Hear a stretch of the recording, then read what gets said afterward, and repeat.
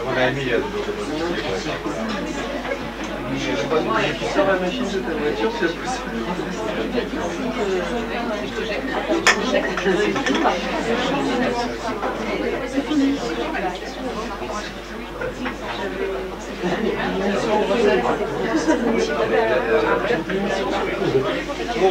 Non, mais t'achètes pas.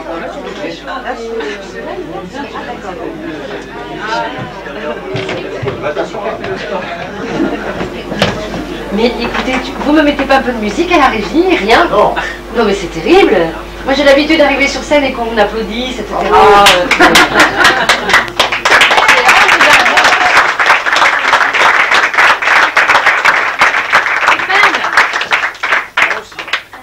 Non mais c'est vrai, c'est quand même plus agréable de faire une entrée en musique avec sous des applaudissements chaleureux.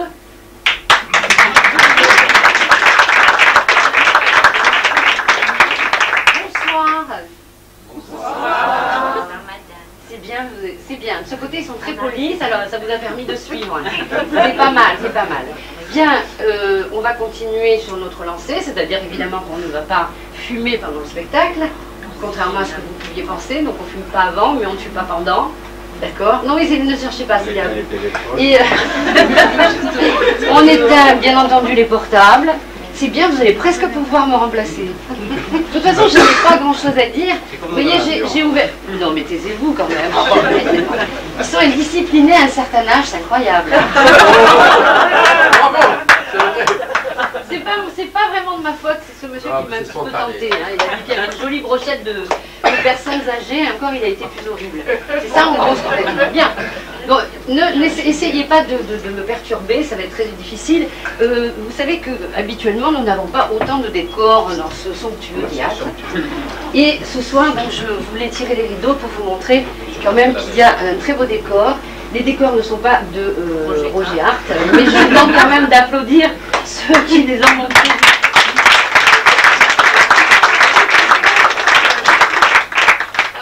On va garder le rythme pour applaudir un magnifique jeune homme dont j'ai oublié le nom, mais qui a pris la place de mon mari.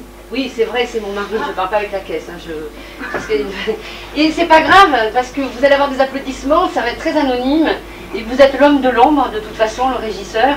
Donc il s'occupe des sons et de la lumière, je vous demande d'applaudir.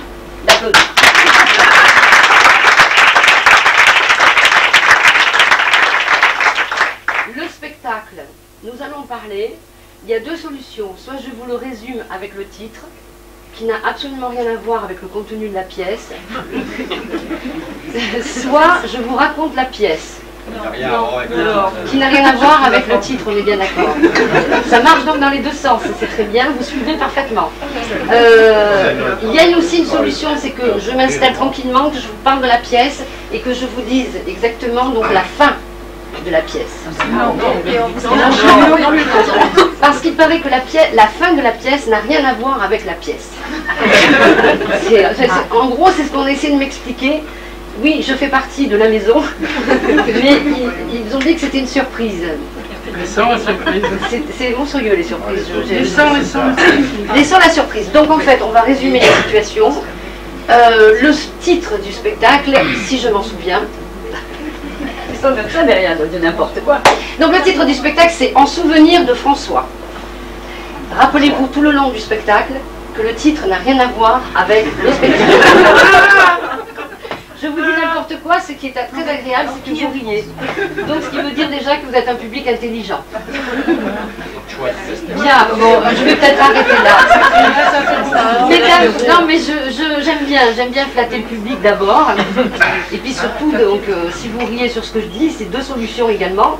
C'est soit vous vous moquez copieusement de moi, soit vous êtes vraiment un public intelligent. Donc, mesdames, messieurs, je vais vous laisser en leur compagnie. Donc, les décors sont sur scène. Je n'ai plus qu'à m'éclipser. Vous souhaitez une bonne soirée. Merci.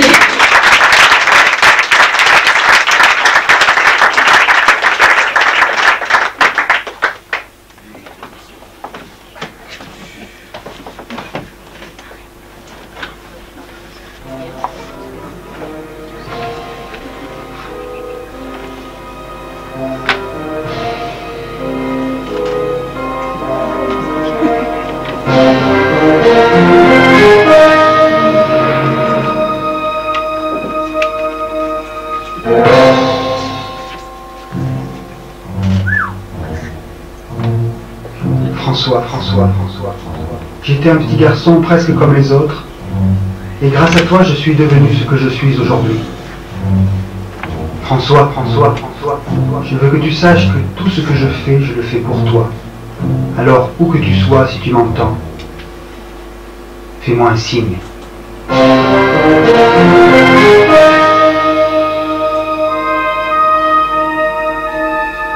Paris, le 17 avril 1998. Chers confrères, je vous confie ce patient dont je pense que la pathologie relèvera davantage de votre spécialité et de votre compétence. Ce sujet semble en effet présenter les symptômes d'une névrose sévère, pathologie dont les origines remonteraient à une enfance entachée de traumatismes divers. Au cours de nos quelques rendez-vous, une chose très singulière et pour ma part tout à fait inexplicable a retenu toute mon attention. Sa pathologie, somme toute banale, semble s'accompagner de manifestations absolument hors du commun. Docteur Fischer? Oui, Christine?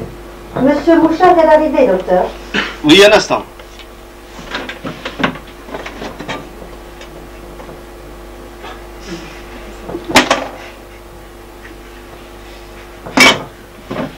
Vous pouvez le faire entrer. Vous pouvez entrer, monsieur Mouchard. Le docteur Fischer vous attend.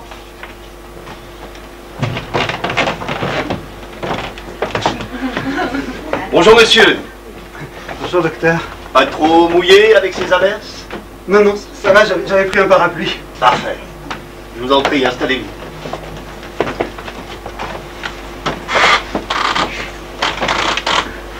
C'est la première fois que vous consultez, n'est-ce pas? Oui, pour tout vous dire, c'est même la première fois que je vois un psychologue, alors je suis très impressionné. Il n'y a vraiment pas de quoi, vous verrez bien. Alors je vais tout d'abord commencer par vous poser quelques questions, mais pour renseigner votre dossier, rien d'indiscret, rassurez. Donc nous disions monsieur Mouchard. M-O-U-C-H-A-R-D.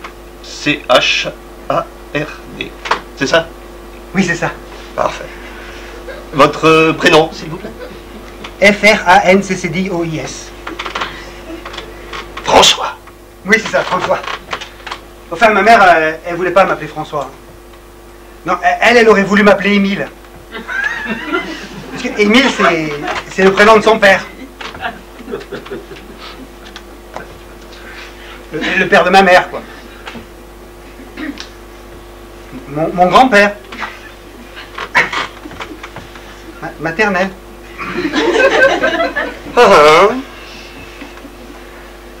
Bon, je suis comme qui dirait au pied du mur, là. Qu'est-ce qu'on fait dans ces cas-là? Je me lance? Comment ça, vous vous lancez? Je commence à parler de moi? Monsieur Mouchard, nous sommes là dans un premier temps pour faire connaissance et nous prendrons pour cela tout le temps qu'il faudra, d'accord, à notre rythme.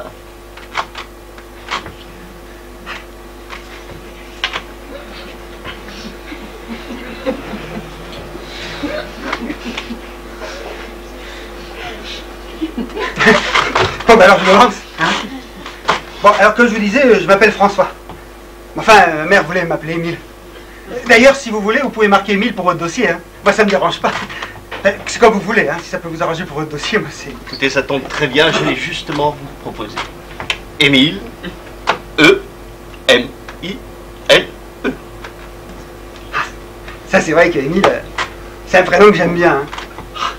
En plus, Émile Mouchard, ça fait tout de suite... Hein, ça sonne bien. François Mouchard ne sonne pas mal non plus. Mouchard, je dis pas, mais François, hein. Enfin, de toute façon, mon père aurait jamais rien voulu savoir, alors. Votre père tenait à vous appeler François? Un peu, oui. Il avait un copain de régiment qui s'appelait François et qui a failli laisser sa peau en Algérie. Alors du coup, je me suis appelé François en souvenir d'une mine qui a pété à la figure d'un pauvre type de 20 ans. Ah, juste le jour du 14 juillet, en plus. On parlait d'un feu d'artifice. Je vois, oui. Ah ben lui, il voit plus rien du tout. Hein. Les deux yeux crevés, dites donc. On comprenait maintenant que je préfère m'appeler Émile et pas François. J'entends bien. Ben lui non plus, il n'entend plus non plus. Hein. Les deux tympans crevés, dites donc. En plus, moi, quand j'étais gamin, ben, j'aurais préféré que mon père il me raconte l'histoire de gamin plutôt que me raconter comme ça la bataille de Bab el-Oued ou me parler du grand François. Hein. Le grand François? Et oui, le grand François, le copain de régiment de mon père. C'est comme ça qu'on l'appelait à la maison pour pas le confondre avec moi, le petit François. Enfin, moi j'aurais préféré que mon père il me raconte l'histoire des gamins, quoi, comme tous les autres gamins. Parce que, je voudrais pas dire, docteur, hein, mais vous en connaissez beaucoup, vous, des dessins animés de Walt Disney sur la bataille de Bab el-Oued par la 35e RBA, hein? Effectivement, monsieur Mouchard, vous mettez le doigt sur... Enfin, je veux dire... Ah non, le doigt, ça va. Non, la main, non, tout ça, ça va. Non, c'est la tête qui a pris surtout. Hein. Et les jambes aussi. Hein. Il s'en est sorti, le grand François, mais il faut voir dans quel état. Si vous le voulez bien, monsieur Mouchard, continuons de renseigner votre dossier. Quel âge avez-vous? Je suis né le 22 août 1963. J'ai presque 35 ans. Ouais, je sais pas, mais j'aime bien quand ça finit par un 0, par un 5. Hein? Ça fait un chiffre rond, quoi. Bien. Alors nous en aurons terminé lorsque je vous aurai demandé votre numéro de téléphone et votre adresse. Alors, mon numéro de téléphone, c'est le 01 45 39 19 74. Comme je dis toujours, c'est facile à s'en souvenir parce que le 45, eh ben, c'est là où j'habite. Et le 39, eh ben, c'est les deux premiers chiffres de ma plaque d'immatriculation. 393, décédé 75. Alors, si on prend le premier 3 et le 9, et qu'on laisse le deuxième 3, hein, eh bien ça fait 39. Et 1974, ça fait 1974. C'est comme l'année. L'année où il est mort François. Vous voyez, c'est facile. Hein? C'est tout de suite plus simple, effectivement. C'est rien, vous savez. C'est juste un petit moyen mnémotechnique. Faut simplement pas que je déménage, quoi.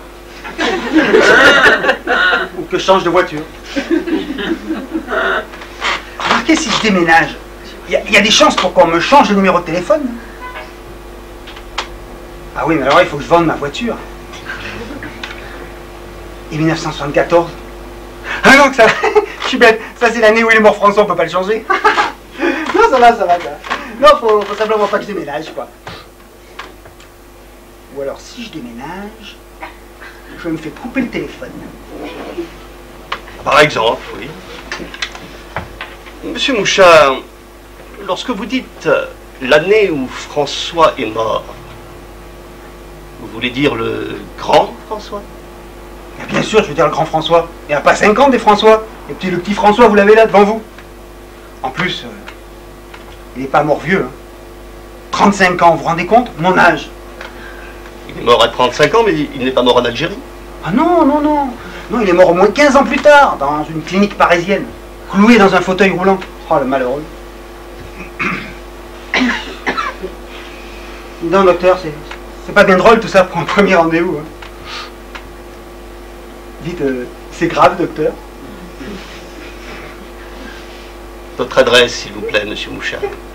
45 rue des Martyrs, dans le 9e.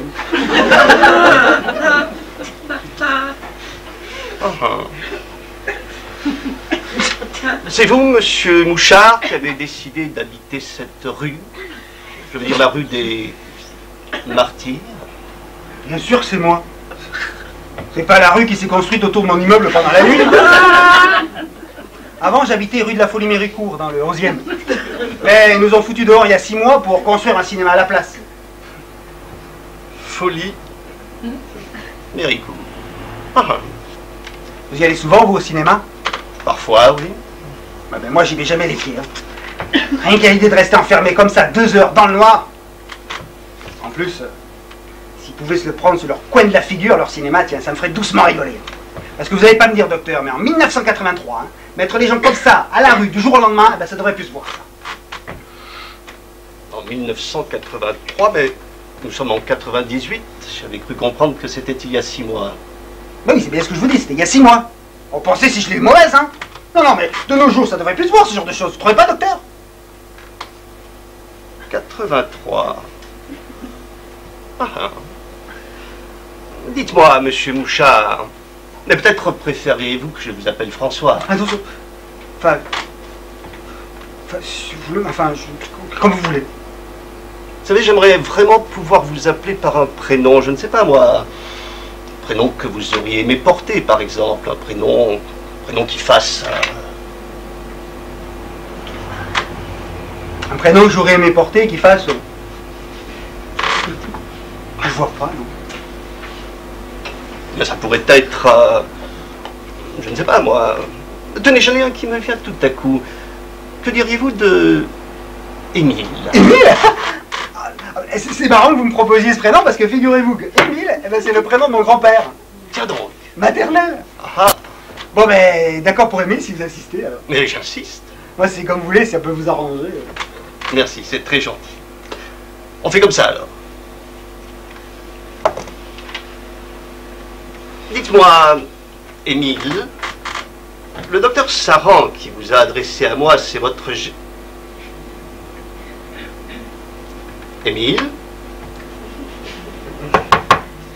Émile? Ah c'est vrai, c'est moi Émile. Oh, excusez-moi docteur, je suis pas habitué encore un peu. On avait commencé.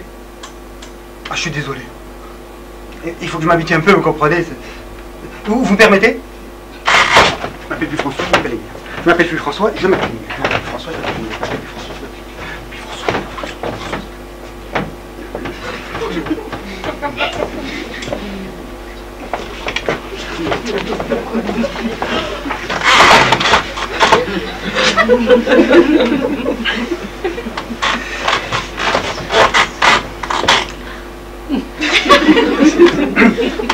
Vous avez une très jolie cravate, docteur. Merci, c'est gentil. Le docteur Saran qui vous a adressé à moi, c'est votre généraliste habituel. Oui, c'est ça, oui. Oui, j'étais allé le voir pour un petit problème de santé. Enfin, quand je dis petit, moi j'étais sûr que c'était un truc grave, genre un cancer ou un truc comme ça. Laissez, c'est pas grave. C'est pas grave, c'est vous qui le dites, hein. Non, en fait, j'étais allé le voir pour une histoire de boule. Bon, je peux vous montrer, on est entre hommes, hein.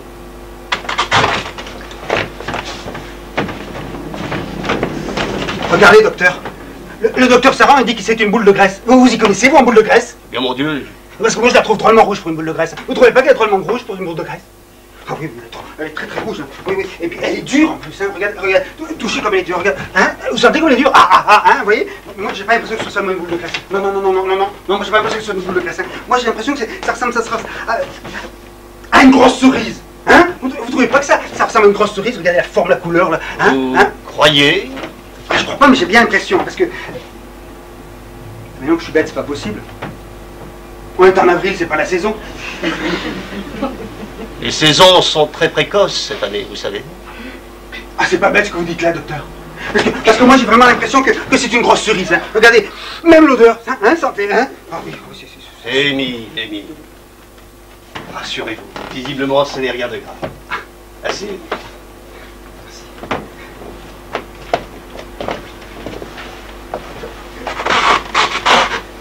Voilà, j'ai déjà eu une boule de graisse, moi aussi, vous savez. Vous aussi, docteur? Alors ça, c'est la cerise sur le gâteau. Ah non, pas sur le gâteau, la cerise, mais là, sur le front. Et vous voyez, elle est partie, je n'en suis pas mort. Parce qu'on peut mourir d'une boule de graisse? Mais non, on ne meurt pas d'une boule de graisse, Émile, on ne meurt pas d'une boule de graisse.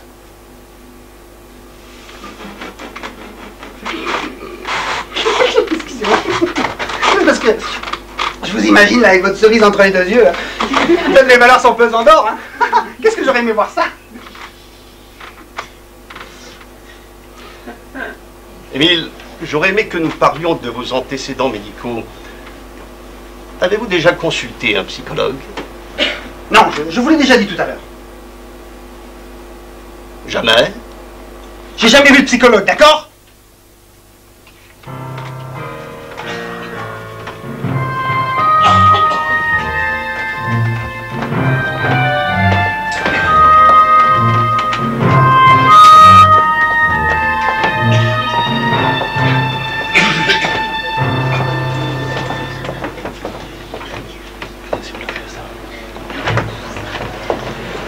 Ah, oui. Oui, je dois bien l'avouer. Hein. J'ai fait ça pendant des années, docteur. Oui. Ça se passait toujours de la même façon. Le même scénario. Au début,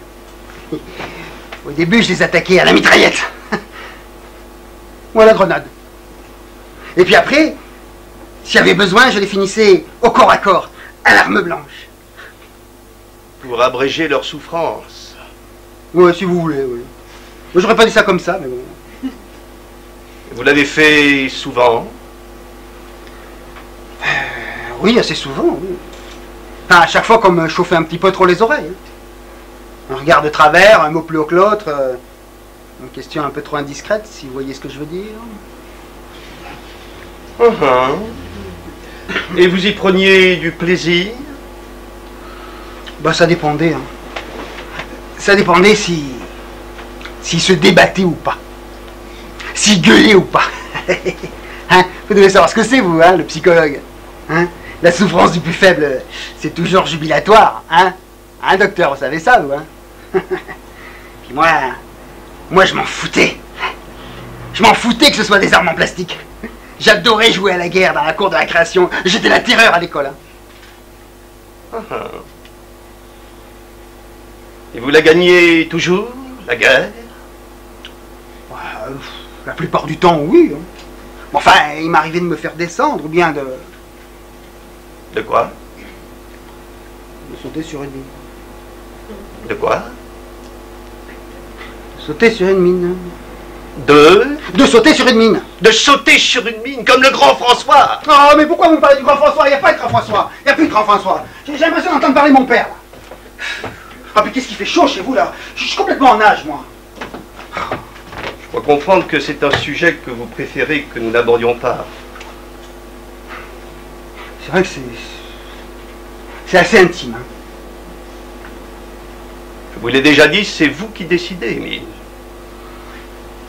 Non, ça va, ça va. Ça me dérange pas d'en parler. C'est vrai que ça a toujours été un gros problème pour moi, tout ça. Je transpire. Je transpire énormément. Tenez, j'ai qu'à faire 3 pas au monter à l'étage, ça y est, je suis complètement en transpiration. Je voulais parler de la guerre d'Algérie et du grand François, Émile, pas de vos problèmes de sudation. J'aurais aimé que nous en parlions ensemble. Et donc, il n'est pas confortable votre canapé, là. Hein. Pour des canapés de psy, j'en ai connu des plus... On a été où, docteur? Nous allons changer de sujet, si vous le voulez bien. Parlons de vos relations avec votre père. Quel rapport avez-vous entretenu avec lui? Quel genre d'homme est-il? Il est dur. Il est très dur. Votre père? Mais non, votre canapé, là. Moi, si ça continue, je vais me faire un tour de rein là-dessus. Hein. Et donc, docteur, entre votre bureau pourri, là, votre canapé qui fait mal au dos et votre climatisation, hein, c'est quand même votre outil de travail, ça. Ça s'appelle le respect du client. Hein. Mais si vous préférez que nous ne parlions pas non plus de votre père, il suffit de me le dire sans détour. Mais non, mais on dirait qu'il est rembourré en boule de pétanque, votre machin, là. Tiens, j'aimerais vous y voir, vous.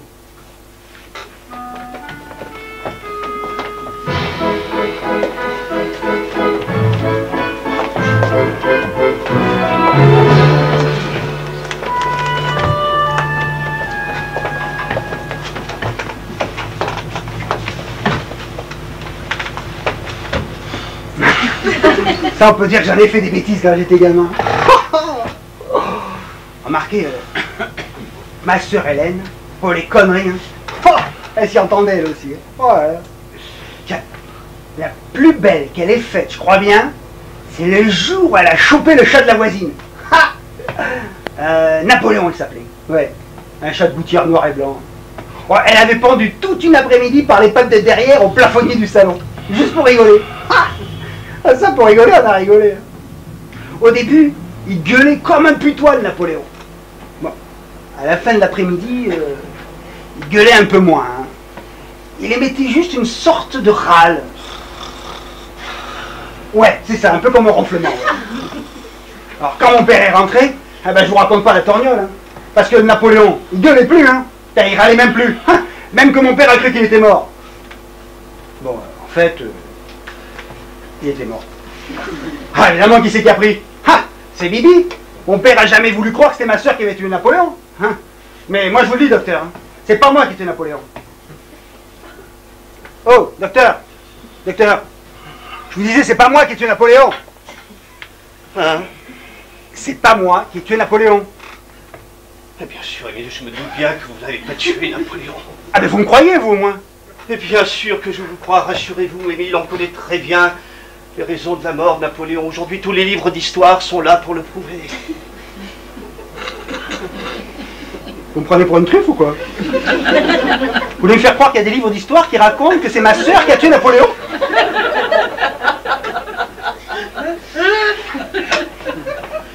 C'est votre sœur qui a tué Napoléon. Oui, c'est ce que j'essaie de vous expliquer. Alors là, ça se commence. Vous voulez bien, vous pensez bien que mon père a jamais voulu me croire? Ah, ça pouvait pas être Hélène, la petite sainte. Mais rassurez-vous, Émile, je vous crois. De plus, il est de notoriété publique que Napoléon est mort à Sainte-Hélène. Votre père aurait dû le savoir, ça vous aurait disculpé. Mais n'importe quoi. On habitait à Châtillon-sous-Bagneux. Ah oui, d'accord, je comprends mieux. Et moi, j'ai plutôt l'impression que vous avez du mal à suivre hein, pour un psy. Hein. Sinon, il faut beaucoup d'années d'études pour faire ça. Pas mal, oui. Ouais, ben, c'est encore pas assez quand on voit le résultat. Hein. Enfin, moi, je vous parle d'Hélène comme ça. Mais, mis à part le jour de la mort de Napoléon, hein, eh bien, avec Hélène, on s'est toujours super bien entendu. On était comme les deux doigts de la main. Ah ouais. Oh, puis Hélène, c'est une chic fille. Il y avait qu'elle pour me comprendre. Ouais. Et puis, elle a réussi, elle au moins. C'est pas comme moi. Ah, il ne faut pas dire cela, Émile, à chacun sa voix. Mais n'empêche qu'elle a une belle situation. Elle est directrice. Oh, directrice et... Directrice de quoi? Elle est directrice d'un refuge pour animaux de la SPA. Ah, effectivement, bien beau métier. Passionnant, j'imagine, pour une personne qui a certainement beaucoup de tendresse pour les animaux. Quand on voit ce qu'elle a fait à Napoléon. Hein. Oui, d'accord. Et vous, Émile, quelle est votre profession? Bon, moi, je suis un rigolo à côté d'elle. Hein. Moi, je pose des moquettes. Je travaille à Saint-Machou. C'est différent, certes, mais c'est aussi un beau métier. Bon, vous fichez pas de moi, docteur. Hein. C'est quand vous voulez que vous allez poser les moquettes à ma place. Hein. Ah, écoutez, j'en serais bien incapable. Je ne suis pas très manuel, vous savez. Ben, c'est dommage. Hein. Ni très souple du reste. Ouais. Ben, c'est dommage parce que moi, j'aurais bien aimé qu'on puisse échanger comme ça nos places un jour. Hein? Vous poseriez des moquettes et puis moi, je poserais des questions. Hein? Parce que je peux bien vous l'avouer, docteur. Hein, mais j'ai toujours rêvé d'être un psychologue.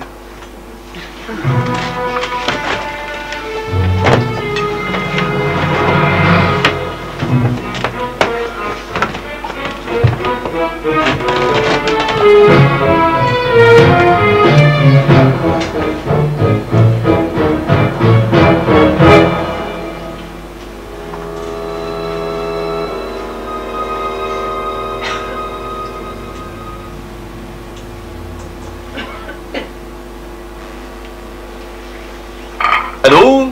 Bonjour monsieur, je suis bien au cabinet du docteur Saran. Ah, je vous prie de m'excuser, j'ai dû faire une erreur. Au revoir monsieur. 01 48 52 63 41.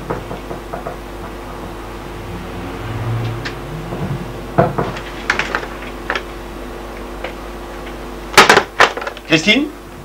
Oui, docteur Fischer? Pourriez-vous, s'il vous plaît, rechercher le numéro de téléphone du docteur Saran, S-A-2-R-A-N, Jean-Paul, J-E-A-N, plus loin, P-A-U-N. Oui, docteur, comme Jean-Paul, je suppose. Oui, c'est ça, comme Jean-Paul. Il est généraliste au 89 rue de Dunkerque, dans le 9e. 89 rue de Dunkerque. Tout de suite, docteur.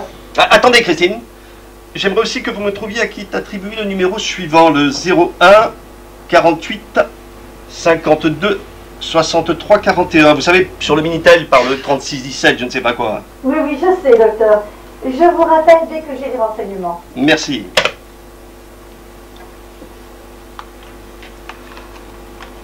Vendredi 24 avril 1998, 18 h.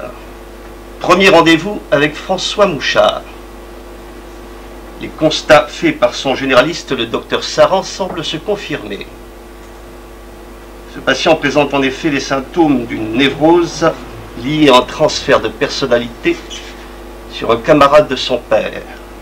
Le grand François, grièvement blessé en Algérie, est décédé 15 ans plus tard dans une clinique parisienne.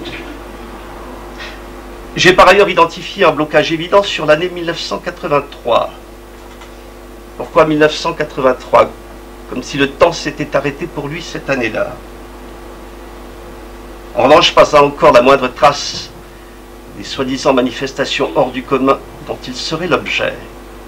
Docteur Fischer, Oui, Christine? j'ai les renseignements que vous m'avez demandés, docteur. Très bien, je vous écoute. Alors tout d'abord, je n'ai pas trouvé de docteur Saran sur le Minitel. Il n'existe pas, ni même un autre département ou adresse, je n'ai pas trouvé. Maintenant, pour ce qui est du numéro que vous m'avez demandé, il est attribué à un refuge pour animaux à Châtillon sous Bagneux. Un refuge pour animaux, dites-vous? Oui, c'est ça, un refuge pour animaux perdus qui dépend de la SPA. Il y a un nom si vous voulez, docteur. Madame Hélène Lacroix. Hélène, tiens. Dites, docteur, vous voulez vous recycler dans la psychologie des chiens et des chats maintenant? Pas très léger votre humour ce soir, Christine, vous m'avez habitué à beaucoup mieux. Oui, docteur, mais que voulez-vous? On est vendredi soir et il est déjà tard. Et la fatigue de la semaine commence à se faire sentir. Parfait, reçu 5 sur 5. Allez, bon week-end, Christine. Merci beaucoup, docteur Fischer. Et à vous aussi, bon week-end. Et Émile me mène en bateau avec un docteur Saran qui n'existe pas et une perche bien en évidence tendue vers sa sœur Hélène.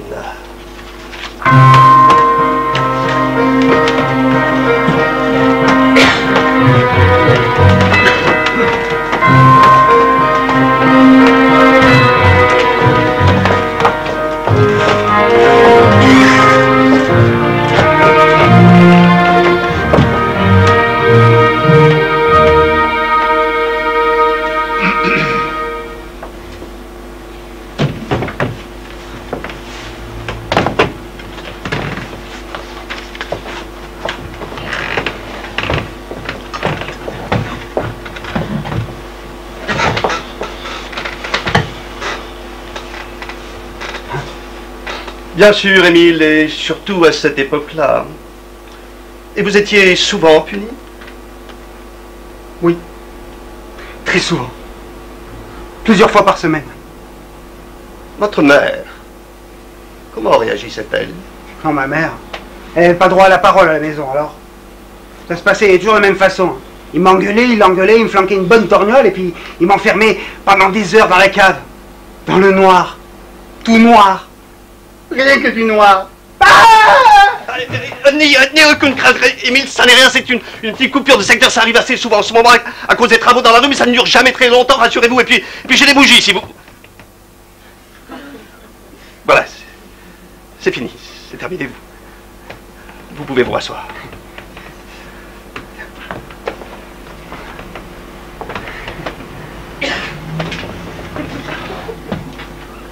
Voilà. Que d'émotion. Bien. Bon, maintenant, si vous le voulez bien, nous allons oublier l'obscurité de cette cave et imaginer au contraire qu'il y fait grand jour, beaucoup de la lumière partout. Dites-moi, quelle sensation vous gardez de ces moments passés dans cette cave? Il y avait le froid. Oui, il faisait très froid dans la cave. Ouais. Et puis les odeurs de moisissure aussi. Et le bruit des pas sourds au-dessus de ma tête dans la cuisine. Et puis le beurre bleu. Ouais, le beurre bleu des bestioles. Et souris et des araignées. Rien que de penser à une souris ou une araignée, regardez, j'ai déjà la chair de poule alors. Christine, qu'est-ce qui se passe? Excusez-moi. Christine, qu'est-ce qui se passe? L'araignée, docteur, là! Regardez sur la souris de mon ordinateur, il y a une grosse araignée! Ah, c'est que ça, mais voilà, elle va vous embêter. Excusez-moi, docteur, mais les araignées, c'est plus fort que moi! Allez, c'est pas grave, allez boire un verre d'eau et remettez-vous. C'était quoi, docteur? Rien, rien, c'est ma secrétaire qui avait une araignée sur sa souris. Rien, rien, là. Elle a pris une petite décharge électrique sur son ordinateur.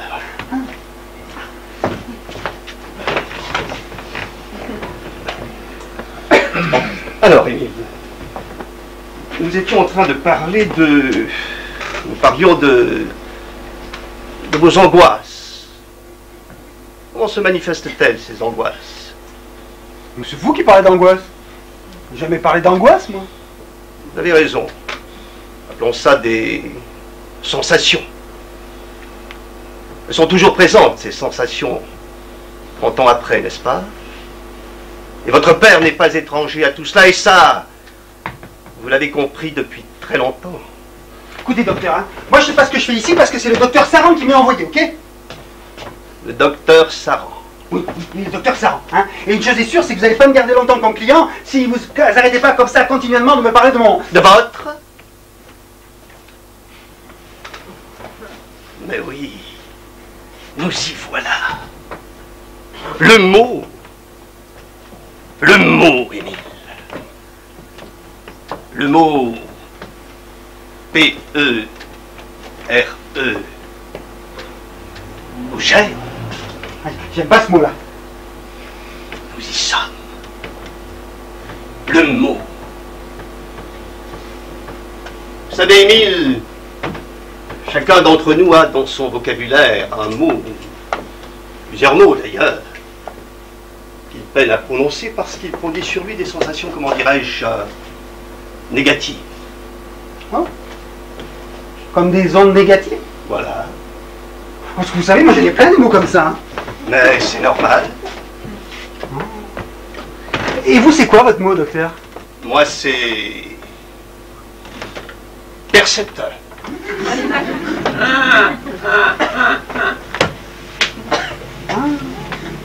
J'y avais pas pensé, celui-là. C'est vrai que j'aime pas bien non plus. Hein. 7 heures, ça va, mais... Excusez-moi. Vous voyez, ça confirme ce que je vous disais. Donc si vous le voulez bien, Émile, désormais, nous ne parlerons plus de votre P-E-R-E, mais de votre, je ne sais pas moi, n'importe quel mot qui vous ferait plaisir. Arrosoir. Arrosoir, parfait. J'adore le jardinage. Donc je note, arrosoir égale P-E-R-E. Désormais, ce sera comme un jeu entre nous. Par exemple, votre mère est mariée à... La personne, elle est divorcée. Bon, c'est un mauvais exemple. Dites-moi alors qui vous racontait des histoires quand vous étiez enfant pour vous endormir? Bah, ça dépendait. Bah, des fois, c'était Suzanne. Et puis encore? Bah, des fois, c'était Michel. Voilà, votre arrosoir. Mais oh, il a pas une gueule d'arrosoir, mon frangin. Ah pardon, Michel, c'est votre frère. Oui. C'est le premier des 3 enfants issus du croisement entre ma mère et mon arrosoir.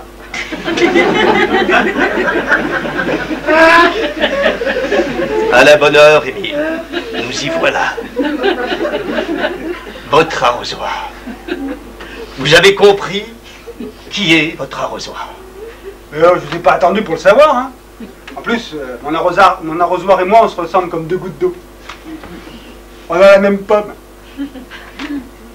La même pomme d'arrosoir, bien sûr, c'est très drôle.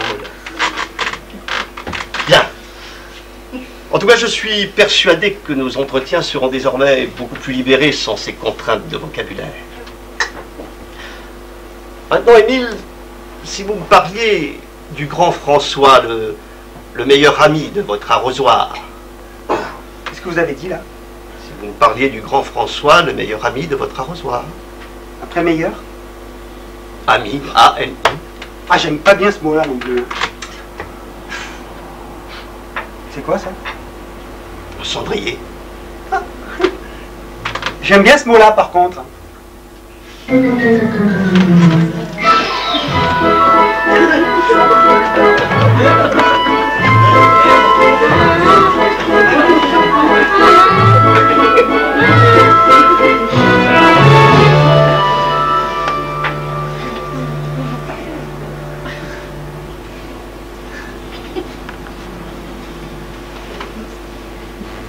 c'est vrai que j'étais un vrai solitaire quand j'étais gamin.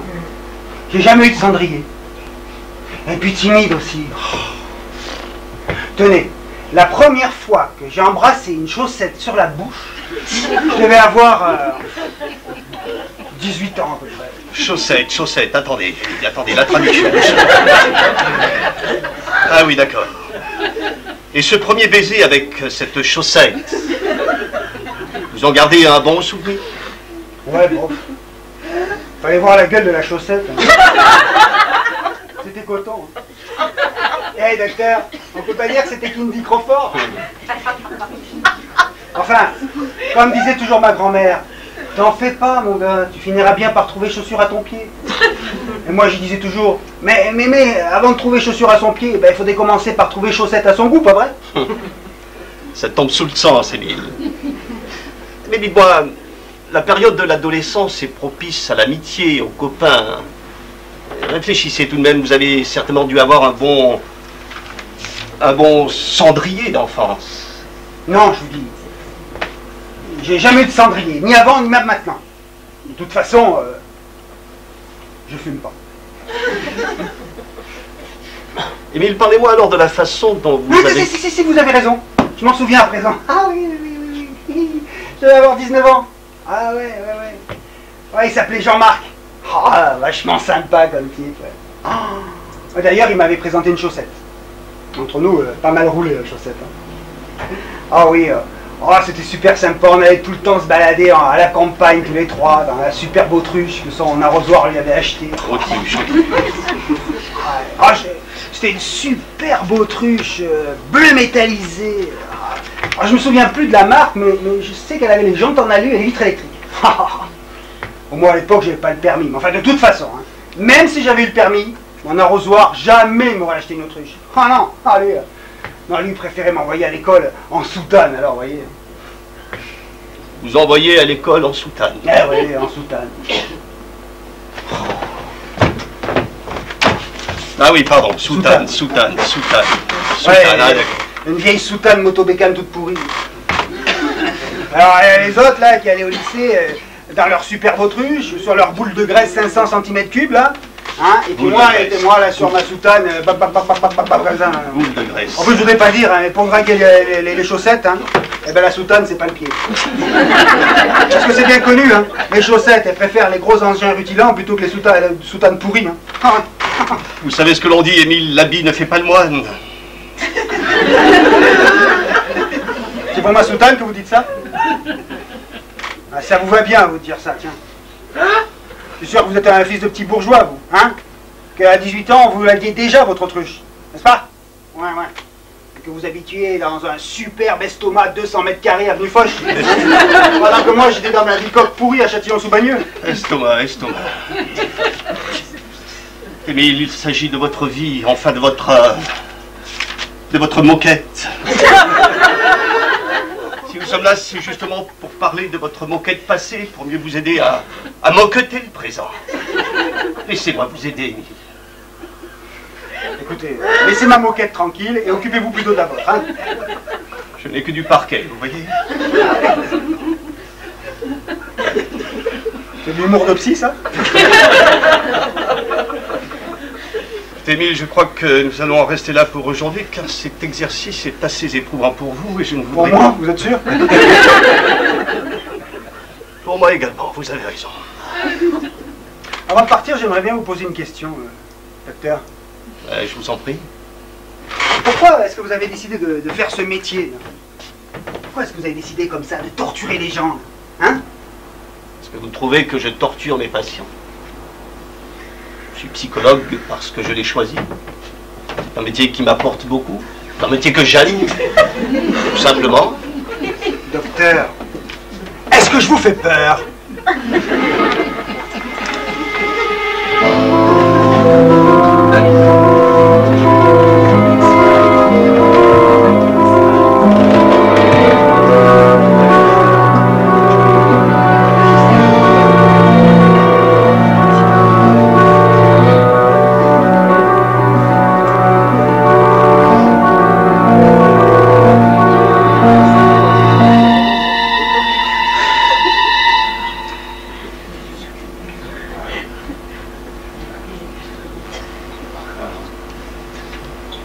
Jeudi 11 juin 1998, 18h. 4e rendez-vous avec François Mouchard. Je n'arrive toujours pas à percer le secret de son traumatisme, bien que je sois aujourd'hui persuadé du rôle joué par le père dans la cause de la névrose. Que s'est-il passé en 1983, blocage déjà identifié lors du premier rendez-vous? Quelle relation a-t-il entretenu avec le grand François? Pourquoi développe-t-il cette agressivité à mon égard?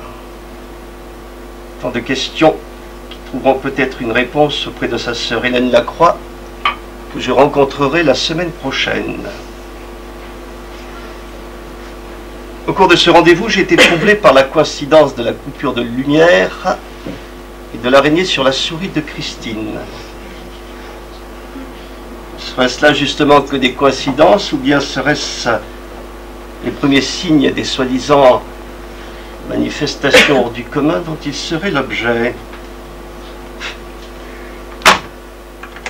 Christine? Oui, docteur? Vous pouvez y aller si vous voulez, je vais rester encore un peu. Très bien, docteur. Et n'oubliez pas d'éteindre le photocopieur en partant. Oui, comme d'habitude. Bonne soirée, docteur. Bonne soirée.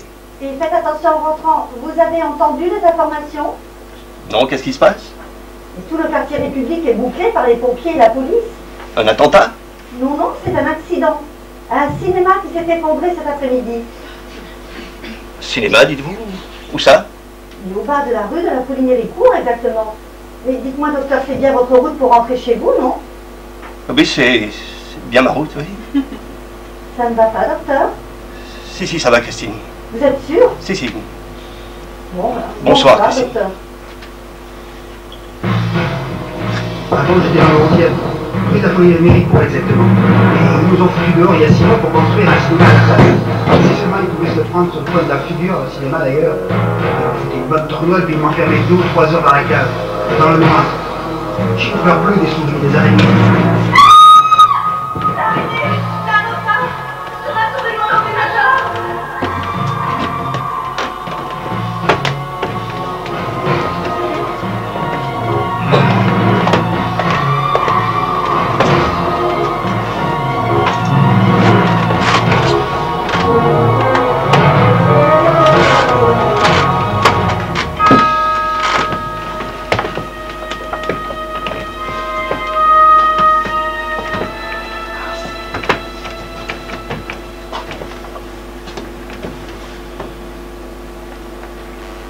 Ah ça, les animaux, on peut dire que c'est mon dada. Hein.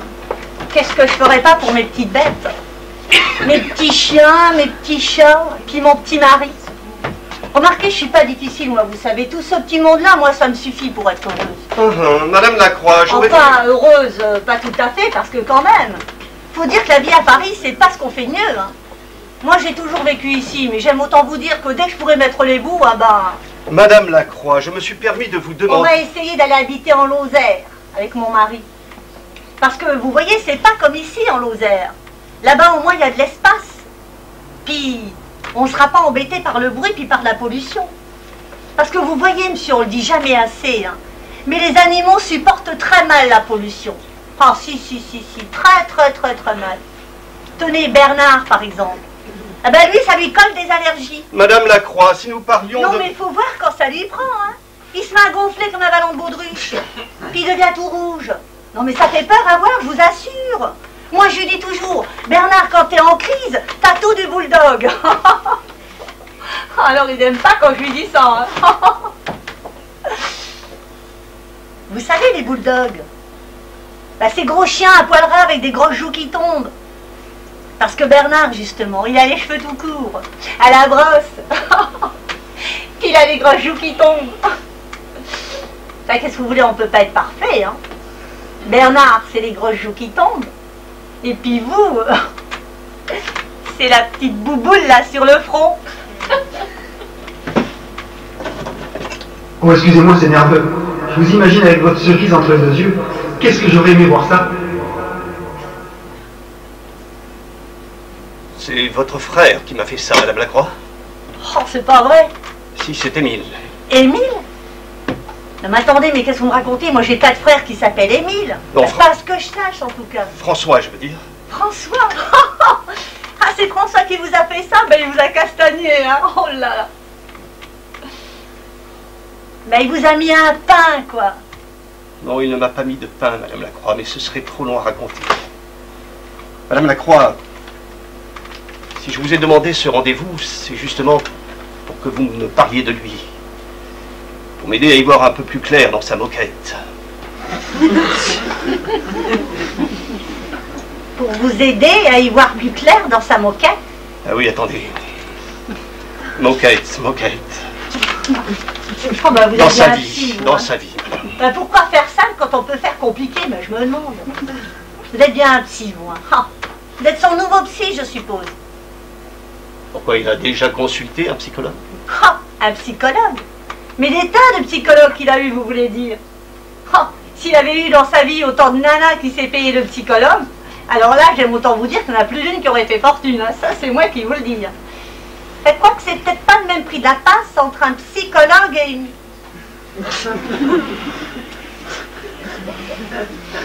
Depuis quand consulte-t-il, Madame Lacroix? Ben, depuis son traumatisme à la tête. Un traumatisme crânien, vous voulez dire? Oh, appelez ça comme vous voulez, hein. Il a été fêlé le jour de son accident, puis c'est tout. Un accident? Ben oui. Son accident de mobilette. Ben, il vous a pas raconté. Mobilette, attendez. Non mais attendez, mais vous savez, ces engins avec deux roues, puis un guidon, puis un moteur. Ben moi, je sais pas comment vous appelez ça, mais moi, j'appelle ça... Une soutane, voilà. Nous y sommes. Un accident de soutane. Tout s'éclaire. Bon, alors là, attendez. Alors, racontez-moi cet accident de soutane, Madame Lacroix. Ça remonte à quand? Non, là, il faut qu'on soit bien clair, vous voyez, parce que les soutanes et les curés, c'est pas vraiment mon truc. Hein. Non, je voulais parler de son accident. Maintenant, si vous voulez qu'on roule en soutane, il n'y a qu'à le dire. Hein. Qu'on roule en soutane. Moi, ça me dérange pas. Hein. Mais alors, le curé, du coup, avant de dire sa messe, lui, il enfile quoi? Ben voyons, ben c'est simple. Il enfile sa mobilette. Madame Lacroix, c'était un lapsus. Parlez-moi de cet accident de mobilette, je voulais dire. Ça s'est passé quand? La date? Oh. Ça, je pourrais pas vous dire exactement. Hein. Tout ce que je sais, c'est que c'était l'année de ses 20 ans.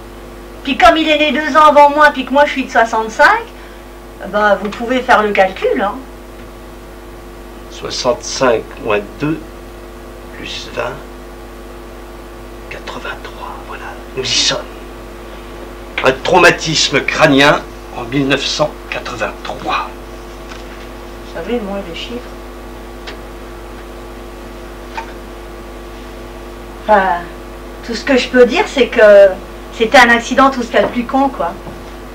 Son cul a chassé dans une bouche de pompier. Dans une bouche de pompier. Ben oui, faisait nuit, alors il l'a pas vu. Le pompier. Ben non, pas le pompier, la bouche. La bouche d'un pompier, pas la bouche du pompier. Ben ne me faites pas dire ce que j'ai pas dit, quand même. Bon, d'accord, faut dire qu'il était peut-être un peu éméché. Il revenait du bal des pompiers, justement, tiens. Juste après le feu d'artifice du 14 juillet. Enfin, le truc tout con, quoi. Le feu d'artifice du 14 juillet. Enfin, moi, je sais pas d'où vous êtes, hein, mais partout en France, chez nous, il y a toujours eu un feu d'artifice le 14 juillet. Vous savez, ces trucs qui pètent, avec des lumières dans tous les coins. Oh, la belle rouge, oh, la belle verte, oh, la belle jaune. Je me suis appelé François, en souvenir d'une mine qui a pété la figure d'un pauvre type de 20 ans. Juste le jour du 14 juillet en plus. Vous voyez un peu le jeu d'artifice. Le grand François a gardé ses 2 bras, mais c'est la tête qui a pris surtout. Et puis alors, il a glissé sur 30 mètres à peu près. Puis comme il n'avait pas de casque, ben c'est la tête qui a pris surtout. Remarquez, il faut dire qu'il a eu de la chance pour ce coup-là. Hein, parce qu'un traumatisme à la tête, ça pardonne pas. Hein. Et si vous me parliez de François, Madame Lacroix? Attendez, je voudrais pas dire. Mais j'avais quand même l'impression qu'il était plus ou moins le sujet de la conversation jusqu'à maintenant, non? À moins que ce soit moi qui... Non, pas votre frère, Madame. L'autre François, le cendrier de votre arrosoir. Oui. C'est vrai qu'il aime le jardinage, François. il aime bien le jardinage, mais il fume pas, François. Madame Lacroix, je veux que vous me parliez de François, celui qui a été blessé en Algérie pendant la guerre, le grand François. Bah, pourquoi vous me parlez de jardinage alors? Ah, de la végonne. Qu'est-ce que vous voulez que je vous raconte? Je sais pas, moi. Ce que je peux dire, c'est que mon frère l'aimait bien, puis c'est tout. Grand François, c'était un peu comme son goudou, quoi. Son quoi? Son goudou. Son gourou, vous voulez dire? Oh, si vous voulez. On va pas jouer sur les mots. Moi aussi, je peux faire des lapsus. Parce que je veux dire, c'est que le grand François, c'est un peu comme son bon Dieu. Voilà. D'ailleurs, quand il était petit, il disait toujours, moi, quand je serai grand, je veux sauter sur une mine comme le grand François. Enfin, des bêtises de gamin. Hein. Puis, ce que je sais aussi, c'est qu'un peu plus tard, il allait très souvent le voir à l'hôpital. Au moins une fois par semaine. Le grand François était hospitalisé? Non. Mais pendant des années, il a été enfermé dans un hôpital Tichat. Oh, puis merde, dans une maison de fous, quoi. L'Algérie, ça lui a foutu avec ses boxons là-dedans, je vous raconte pas. Puis en plus, il était plus autonome du tout, le grand François, dans son fauteuil roulant. Alors il restait là comme ça pendant des heures. Il se donnait la main dans le noir. François, qui a toujours eu peur du noir, ben bizarrement, là, il n'avait pas peur avec le grand François. Moi, j'aurais trouvé le temps long, c'est moi qui vous le dis, moi qui ne tiens pas en place. Ben pas eux. Ils restaient comme ça, ils se donnaient la main sans rien dire. Remarquez, je peux m'en allumer une petite, là? Si vous préférez, j'aimerais pas dans le cabinet, madame, si ça ne vous dérange pas. C'est vrai, vous avez raison. D'ailleurs, à la maison non plus, on n'a pas le droit de fumer au cabinet, hein. C'est un peu pareil. Si on veut, madame, si on veut.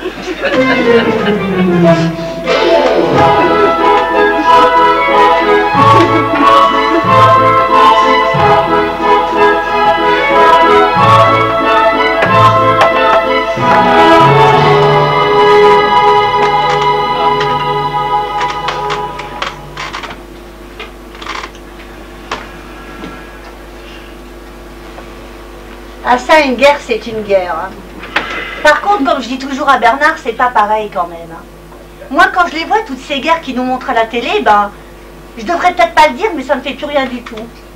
C'est comme qui dirait qu'on s'habitue, quoi. Puis, ils sont loin de chez nous, alors c'est pas pareil. Et puis, ils sont même pas français pour la plupart. Et en plus, ils ont vraiment le chic pour nous servir la guerre tous les soirs entre le fromage et le dessert. Non mais c'est pas vrai, mais moi ça me coupe l'appétit. Bon Dieu, non mais qu'ils fassent toutes les guerres qu'ils veulent, mais dans leur pays, vous croyez pas? Qu'ils nous laissent manger tranquille. Bernard, lui, ça lui fait rien du tout. Il bouffe. Puis quand il bouffe, Bernard, le plafond pourrait s'écrouler dans son assiette, il s'en rendrait même pas compte. Il bouffe. Enfin. C'est bien triste tout ça. Hein. Surtout quand on sait comment ça s'est terminé pour le grand François. Comment ça s'est terminé? Comment? Ben comment, vous savez pas? Mais les journaux en ont pourtant assez parlé. Ben quoi que je vous dirais que les journaux, à part voilà, peut-être qu'il est pas trop mal, sinon les autres, c'est tous des machins à potins. Et moi, les potins. Et donc ça s'est terminé comment? Vous voulez que je vous dise? Je crois qu'on saura jamais toute la vérité sur cette affaire. Il y a beaucoup trop de... Beaucoup trop de... Ben de bruit qui court. Ben de rumeurs, si vous préférez. D'ailleurs, même les journalistes, ils savent pas lequel a tué l'autre. Comment cela, lequel a tué l'autre? Ben si c'est le grand François qui a tué son psy avant de se suicider, ou bien si c'est le contraire.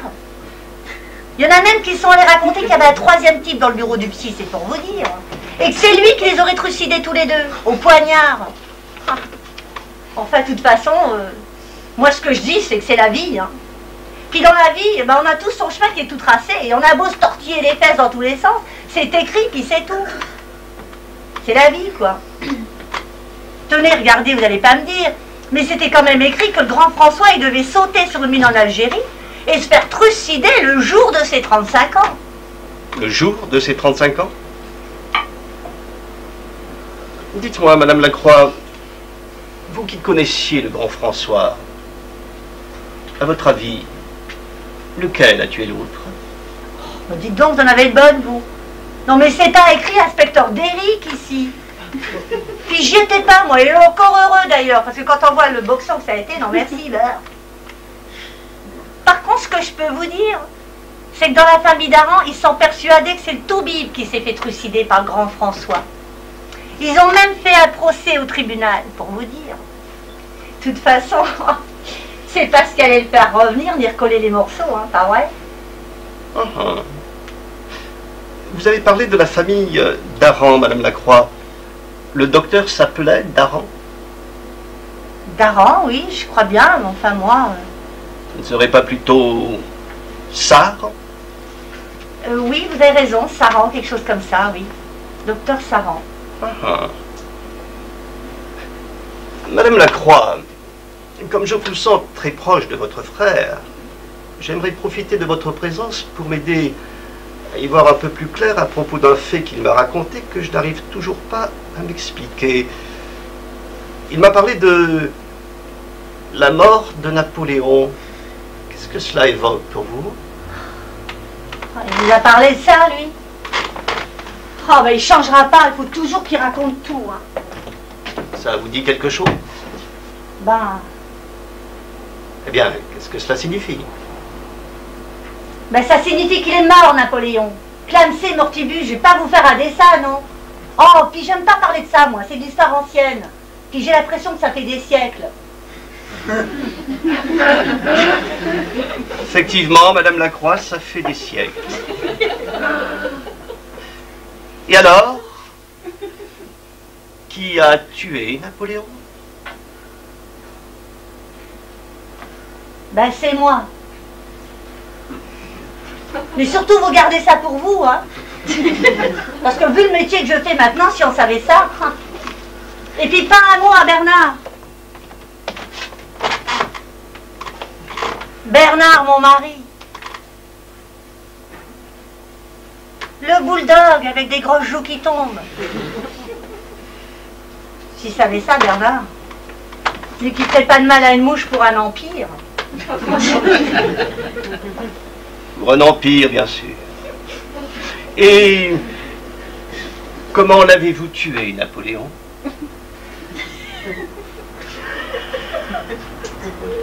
Ben, je l'ai laissé pendu par la queue toute la journée au plafond de la cuisine. Par la queue? Ben oui, par la queue. Oh, ou par les pattes ou les oreilles, je sais plus, moi. La nuance est importante, Madame Lacroix. Ben le résultat, c'est qu'il est mort. Une grosse boule de poil qui bouge plus et qui respire plus, ça veut dire quoi pour vous? Effectivement, vu sous cet angle. Et c'était en quelle année? Je vous ai déjà dit que moi et les chiffres. Essayez de vous souvenir, Madame Lacroix, c'est très important. Et puis, ça fait partie de l'histoire, non? Non, me dites donc. Mais comment je dois prendre ça, moi? Mais, comme une évidence, Madame Lacroix. Alors, en quelle année? J'en sais rien, moi. Et puis vous m'agacez à la fin avec vos questions. En quelle année, Madame Lacroix?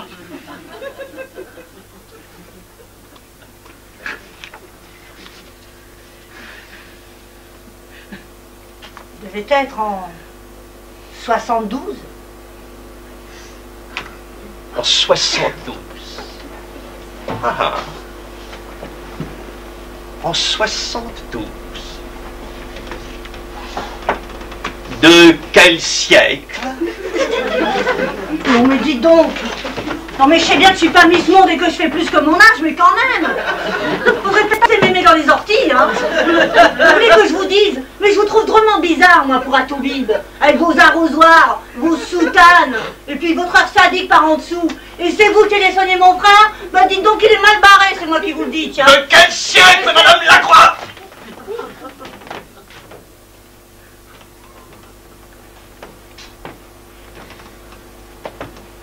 Du 19e siècle. Du 19e siècle. Ah. Bah oui. Enfin, en 1972, quoi.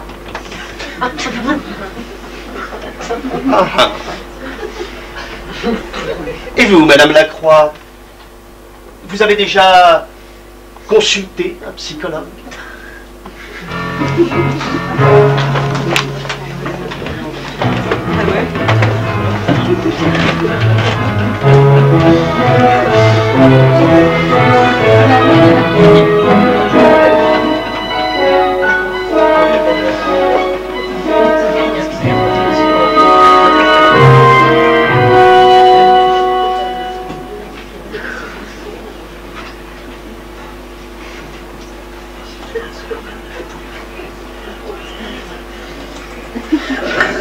Mardi 16 juin 1998, 15 h. Rendez-vous avec Hélène Lacroix. Un seul mot, épique. Serait-ce un syndrome familial? Cette personne semble elle aussi présenter les symptômes d'une personnalité tourmentée. Pour ma part, après les événements troublants du dernier rendez-vous avec Émile, m'est aujourd'hui poussé une cerise sur le front. C'était-il réellement les pouvoirs décrits dans la lettre dont j'ai la certitude aujourd'hui qu'elle a été écrite de sa propre main? Ne serait-ce là que de pure coïncidence associée à une réaction psychosomatique? Pour ce qui est de la sœur, en revanche, une certitude. Ces révélations sont la clé à mes interrogations. 1. Le grand François a sauté sur une mine un 14 juillet à l'âge de 20 ans. À 20 ans, Émile a eu un accident de mobilette un 14 juillet. 2. Le grand François a été suivi psychologiquement pendant 15 ans. Émile est traité depuis son traumatisme crânien en 1983, il y a 15 ans. 3. Le jour de ses 35 ans, le grand François et son psychologue sont retrouvés morts dans son cabinet.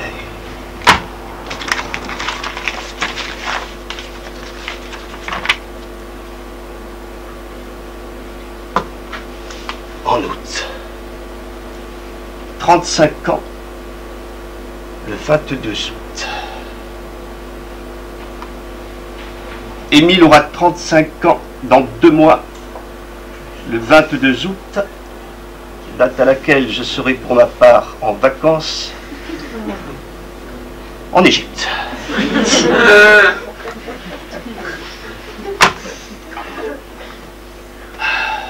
L'Égypte, la vallée du Nil, avec Martine et les filles.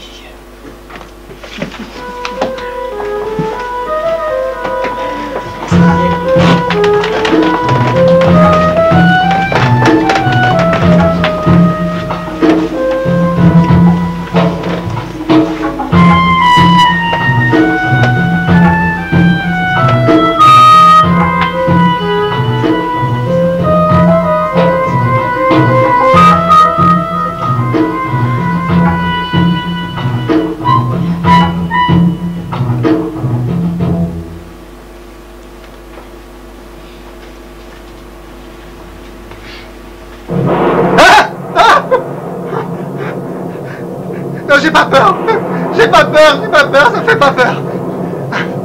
Ah, il faut que j'y arrive. Il faut que j'y arrive. Ah, j'y arriverai. J'y arriverai, mais enfin quand même, ça serait plus facile si tu me filais un petit coup de main quand même. Hein. Ah ouais. Ouais, d'accord, mais on voit bien que t'es pas à ma place. Hein. Et puis c'est pas pareil quand même. Hein. Ah, parce que c'est pas pareil, c'est tout.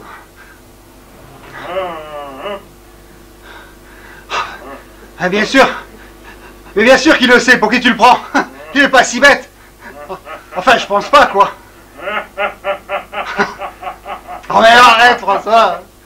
Mais arrête, François. Non, mais arrête, on peut jamais discuter sérieux avec toi, alors. Bon, écoute, François, il faut dormir maintenant, hein. Allez, bonne nuit, François, à demain.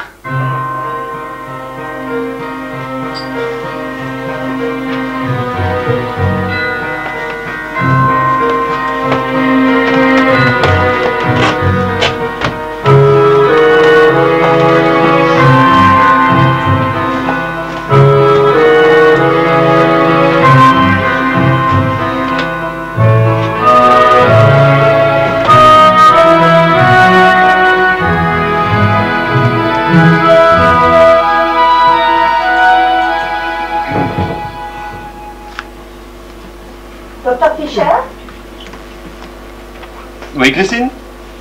Excusez-moi de vous déranger, docteur, mais la crèche vient de m'appeler pour me dire que mon petit Florian faisait une poussée de fièvre. Je ne comprends pas, il allait très bien ce matin. En plus, ça tombe mal, mon mari est en déplacement. Je voudrais vous demander si exceptionnellement il me serait possible de vous prendre mon après-midi. Allez chercher votre petit bonhomme, Christine, il n'y a pas de problème. Merci, docteur, c'est très gentil. Ah, monsieur Mouchard arrive à l'instant, docteur. Très bien, faites-le entrer. Entrez, monsieur Mouchard, le docteur Fischer vous attend.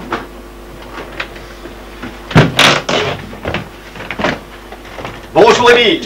Bonjour, docteur. Comment allez-vous aujourd'hui avec ce beau soleil? Moi, ça peut aller. Ah, vous avez l'air en pleine forme, ça fait plaisir à voir. Vous arrivez du travail, à ce que je vois. Ouais. 100 mètres carrés de clairette moussue posée dans le quartier. De clairette moussue. Attendez, laissez-moi deviner. Ça y est, j'y suis. Ça doit être une moquette. Oh, perspicace, hein. Ah, le travail. Toujours le travail. Bientôt des vacances, peut-être? Ah non, pas tout de suite, non. À Saint-Machou, on n'a pas le choix des dates. Alors, comme j'ai pas d'enfant et que je suis pas marié, bah, je partirai en septembre, après tout le monde, quoi. Et du coup, ben voilà, je vais rester au mois d'août à Paris à travailler. Vous savez ce que l'on dit, le mois d'août est le mois le plus agréable dans la capitale. Ouais, c'est ce qu'on dit, ouais. Et alors, vous allez faire quoi pendant ces vacances en septembre? Je sais pas encore. Je vais peut-être retourner camper sur la côte avec les collègues de Saint-Machou. Ah, le camping. Le camping, j'adore ça, moi aussi. C'est tellement convivial. La nature, le grand air, et puis tous ces gens qui campent. Et vous, vous faites quoi au mois d'août, docteur? Ah, moi j'aurais pris un peu d'avance sur vous, Émile. Je ne serai pas à Paris, je serai en vacances. Ah? Pourquoi, ça pose un problème particulier? Ah non, c'est seulement que... Que quoi, Émile? Ah, j'aurais préféré qu'on se voit au mois d'août, c'est tout. Et pourquoi particulièrement en août? Parce que comme je pars en vacances en septembre, on va rester 2 mois sans se voir, ça va faire long. Vous verrez, ça nous fera le plus grand bien, Émile. Oui, sûrement, oui. Et vous partez où en vacances au mois d'août, docteur? Ah, moi je serai aux Antilles. Guadeloupe, exactement. Ah. En camping, je suppose. Oui, en camping, oui. Ah bon. Et dans quel camping? D'habitude, c'est moi qui pose des questions, Émile. Ah bon. Et dans quel camping? Le camping s'appelle le Goéland, je crois, un petit camping près de la plage des Gosiers. Le camping, le Goéland, près de la plage des Gosiers? De mémoire, oui. Ça me dit rien du tout, ce nom-là. Vous savez, je me trompe peut-être, j'ai tellement potassé de catalogues. Oui, vous vous trompez sûrement, oui. Et moi aussi, j'ai pas mal potassé de catalogues sur la Guadeloupe, et franchement, le camping, le Goéland, ça me dit rien du tout, ça. En plus, je ne voudrais pas dire, mais le Goéland pour la Guadeloupe, ça fait moyennement régional. Hein. Il y aurait comme un air de bignou et de crêpe bretonne là-dessous, ça ne m'étonnerait pas. À moins que vous vous trompiez dans la destination de vos vacances. Que vous me la cachiez délibérément. Mais là, c'est autre chose. Je rigole. Je rigole. Non, c'est simplement que moi aussi, j'ai toujours rêvé d'aller en vacances en Guadeloupe. Ouais. En Guadeloupe et aussi en Égypte. Un rêve de gosse. Une croisière sur le Nil entre les temples et les pyramides. Ah, vous comprenez, cette année, j'hésite. La Guadeloupe ou l'Égypte? Dis donc, ça serait marrant qu'on se retrouve là-bas par hasard au mois d'août, hein, docteur? C'est impossible, vous l'avez dit vous-même, vous ne pouvez prendre vos congés qu'en septembre. Oh, on peut toujours s'arranger, à quelques jours près, entre collègues. Tournez autour du pot, Émile. Où voulez-vous en venir? Venir? Ah non, justement pas. Partir. Et partir où? En Guadeloupe, hein, ou en Égypte? Revenons-en à à vos relations professionnelles. Nous en étions restés là la dernière fois, n'est-ce pas? Ouais, c'est possible. Visiblement, quelque chose ne va pas aujourd'hui. Vous semblez tourmenté. Psychologue, hein? En effet, docteur. Oui, avant de commencer, j'aimerais vous dire quelque chose. Aujourd'hui, c'est pas un jour comme les autres. Ah bon, et pourquoi cela, Émile?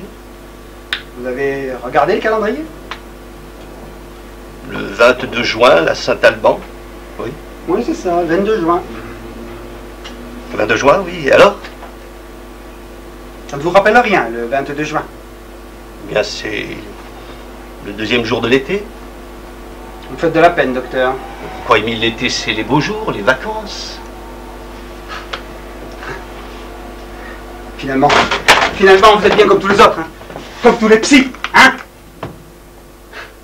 Aujourd'hui, 22 juin, François, votre client préféré, il a 35 ans aujourd'hui, docteur Saran. Alors vous vous trompez, Émile. D'abord, je ne suis pas le docteur Saran, je suis le docteur Fischer. Et puis vous êtes né le 22 août 1963. Regardez, c'est écrit là. Nous sommes le 22 juin. Votre anniversaire, ça n'est pas aujourd'hui, c'est dans 2 mois. Vous êtes vraiment comme tous les psys, hein? Hein? Moi, je sais que je suis né le 22 juin 63, hein? Je sais que j'ai 35 ans aujourd'hui, oui. Et je sais que c'est aujourd'hui que nous devons mourir, vous et moi. Personne ne doit mourir, Émile. Nous avons simplement besoin de parler. Parler? Mais à quoi bon parler? Vous trouvez pas qu'on a assez parlé, non? C'est fini maintenant. Terminus, tout le monde descend. Christine! Elle partait quand j'arrivais, vous avez oublié?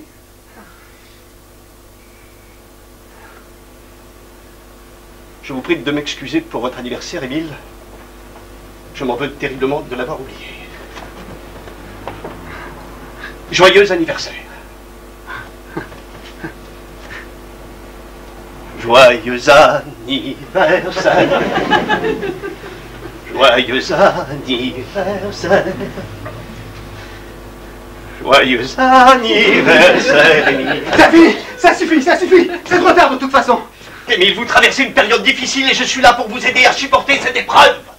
Faites-moi confiance. Taisez-vous, je vous dis. Taisez-vous, c'est trop tard de toute Émile, façon. je sais que vous avez besoin de vous... Taisez-vous, je vous dis. Il n'y a pas d'Émile, il n'y a plus d'Émile. Émile n'a jamais existé que dans votre esprit tordu de psy. Et même s'il avait existé ne serait-ce que quelques heures par semaine dans ce putain de cabinet. Maintenant il est mort, Émile, vous m'entendez, il est mort. C'est vous qui l'avez créé de toutes pièces, Émile, hein? Et vous êtes même trop con pour vous rendre compte que c'est vous qui l'avez tué, Dr Frankenstein, hein? Et pour tuer, vous entendez, vous les psys, hein? Mais attention, pas avec un couteau ou avec un flingue, ah non, hein? Même propre et détose, comme on dit, hein? Non, vous vous tuez avec des silences, hein? Avec des questions sournoises, avec des silences qui font mal, avec des questions, avec des souvenirs qu'on déterre, comme on déterre la pourriture puante du trou béant où on avait pris soin d'en tirer profond la pourriture pour que plus jamais elle ressorte, hein? C'est mieux qu'un couteau qu'un flingue, ça, hein? En plus, ça laisse pas de traces, alors. Mais Émile, vous l'avez tué, hein? Vous avez tué Émile, mais François, vous l'aurez jamais, vous entendez? Jamais! Jamais, parce que François, il a 35 ans aujourd'hui, vous comprenez? François, c'est aujourd'hui qu'il ressuscite, vous comprenez? Vous comprenez ça, vous docteur? Ah, vous comprenez rien? Jamais il mourra, François, vous comprenez? Jamais!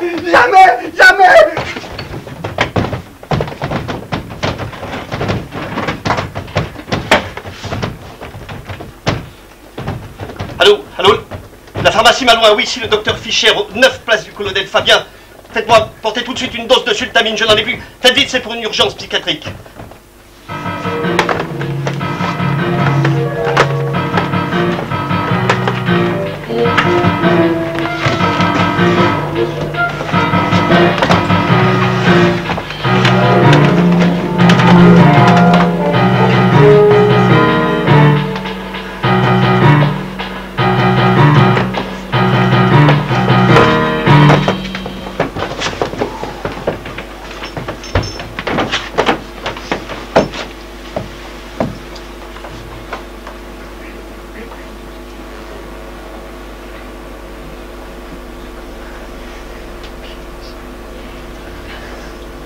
Le pouls a l'air correct. En revanche, Ce qui m'inquiète, c'est qu'il n'est toujours pas réveillé. N'est-ce pas, docteur? C'est inquiétant, ça. Ça fait combien de temps maintenant?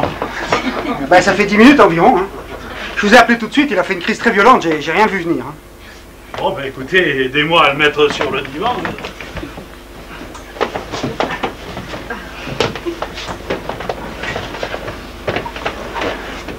Ah, dis donc. Moi, vous voulez que je lui administre toute la dose? C'est fort, la sultamine, hein? Bah, mettez-lui tout de même la moitié, là. Ça lui assurera un réveil en douceur. D'habitude, après ce genre de crise, il se réveille pas trop mal, mais enfin, bon, on sait jamais, quoi. Dis donc, vous avez vu la bosse qu'il a sur la tête, hein? Ah ouais. Il s'est fait ça comment? Bah, il a dû faire ça en tombant, là, sur le canapé, peut-être. Ah ben, dis donc, il ne s'est pas raté, hein?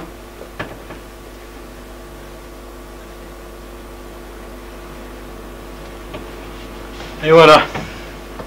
Ben, il ne devrait pas tarder à revenir à lui, non? Eh ben, c'est parfait. Je vous remercie, il me reste à vous accompagner, hein. Ben, écoutez, je préfère quand même attendre qu'il se réveille. C'est jamais, hein? Il fallait une autre dose. Vous croyez, c'est peut-être pas nécessaire. Non, je préfère. Ah oui. Ah. Vous savez, quand il va se réveiller, il est possible qu'il tienne des propos assez incohérents. Hein. Je préfère vous prévenir, parce que quand on n'est pas habitué, ça fait un peu bizarre, quoi. Hein. Je m'attends à tout, vous savez. Genre le fou qui se prend pour Napoléon, par exemple. Certainement pas.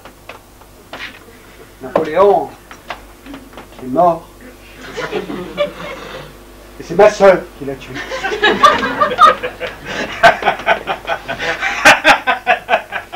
Celle-là, elle est bonne. C'est votre sœur qui a tué Napoléon. Comme quoi, on peut être psy et avoir de l'humour. Hein. Non, lui c'est autre chose. Lui c'est un peu comme s'il échangeait les rôles. Vous voyez, il se prend pour le docteur et moi je serai son patient. Vous voyez. En plus il est persuadé que je veux le tuer. Alors. Ah, je vois le genre. Ah, dis donc. Dans votre métier, vous devez en voir des vertes et des pas mûres. Ah, ça. En fait, ça fait longtemps que vous exercez dans le quartier? Non, c'est tout récent. Ouais, je vous dis ça parce que, on sait jamais, hein. Un psy, ça peut toujours servir. Tiens, faudrait que vous passiez à l'officine un de ces jours. J'aurai peut-être du boulot pour vous. Ah bon? Ouais. Je vous présenterai à ma patronne. Avec elle, vous aurez du boulot jusqu'à la retraite. Bah écoutez, vous n'avez qu'à l'amener, hein? Un chiche, docteur. Mais attention, est-ce que vous soignez aussi les vieux pachydermes? Oh, et on dirait qu'il se réveille. Ah. Alors, mon petit monsieur, ça va mieux? On est revenu de son grand voyage dans les nuages? Bon, c'est bien. Je vais pouvoir vous laisser avec le docteur Fischer. Mais il faudra être bien gentil avec lui, hein? D'accord? Sinon... Ne me laissez pas, il veut me tuer. C'est moi le docteur Oh, Fischer, lui c'est mon patient. Il est dangereux. Alors. Si vous étiez vraiment docteur, vous sauriez qu'un docteur c'est fait pour soigner les gens, pas pour les tuer, voyons, mon bon monsieur, voyons. Je vous en supplie, ne me laissez pas. Il m'a sauvé, Bon, ça suffit, impressionnant, hein? Ça suffit maintenant, hein? Le monsieur a été bien gentil, hein, voilà, mais il a certainement beaucoup de choses à faire, et il faut qu'il reparte chez lui, pas vrai? Le docteur Fischer a raison, François. Il faut maintenant que je rentre chez moi. Alors toi, tu vas rester ici bien gentiment. Tu vas bien écouter tout ce que va te dire le docteur. Et après, si tu as été sage, évidemment, tu pourras toi aussi rentrer chez toi, hein? Et en attendant, pas de bêtises, hein? Sinon, garde! Ne me laissez pas ça, je vous en prie. Heureusement que vous m'aviez prévenu, hein? J'aurais pu tomber dans le panneau. Oh. Faut voir comment il vit son truc. C'est dingue, c'est le cas de le dire. Oh. C'est un excellent comédien. Oh. Qu'est-ce qu'on peut arriver à dire tout de même quand on est malade? C'est fou, hein? Et ça prouve bien que le cerveau, c'est le moteur de la machine, et puis que quand quelque chose ne tourne pas rond là-dedans... Eh bien... La clé. C'est moi qui ai la clé du cabinet. Alors François, la semaine dernière déjà c'était le stylo, maintenant c'est la clé. Ouais, ça suffit. Voyons François, c'est pas gentil ce que tu fais au docteur Fischer. Il faut pas prendre des affaires des autres comme ça. C'est pas bien, voyons. Oh. Allez, c'est pas grave. il a une forte propension à la kleptomanie. Voilà, bon, écoutez, il ne me reste plus qu'à vous raccompagner en vous remerciant. Hein. Voilà. Ma foi. Permettez que je vous raccompagne. Allez, Je vous en prie. Je passerai vous régler à l'officine demain. Hein. au revoir, docteur. Entendu. Et... N'oubliez pas pour le vieux pachyderme. Hein. Ouais, comptez sur moi. Allez, bonne journée. À bientôt.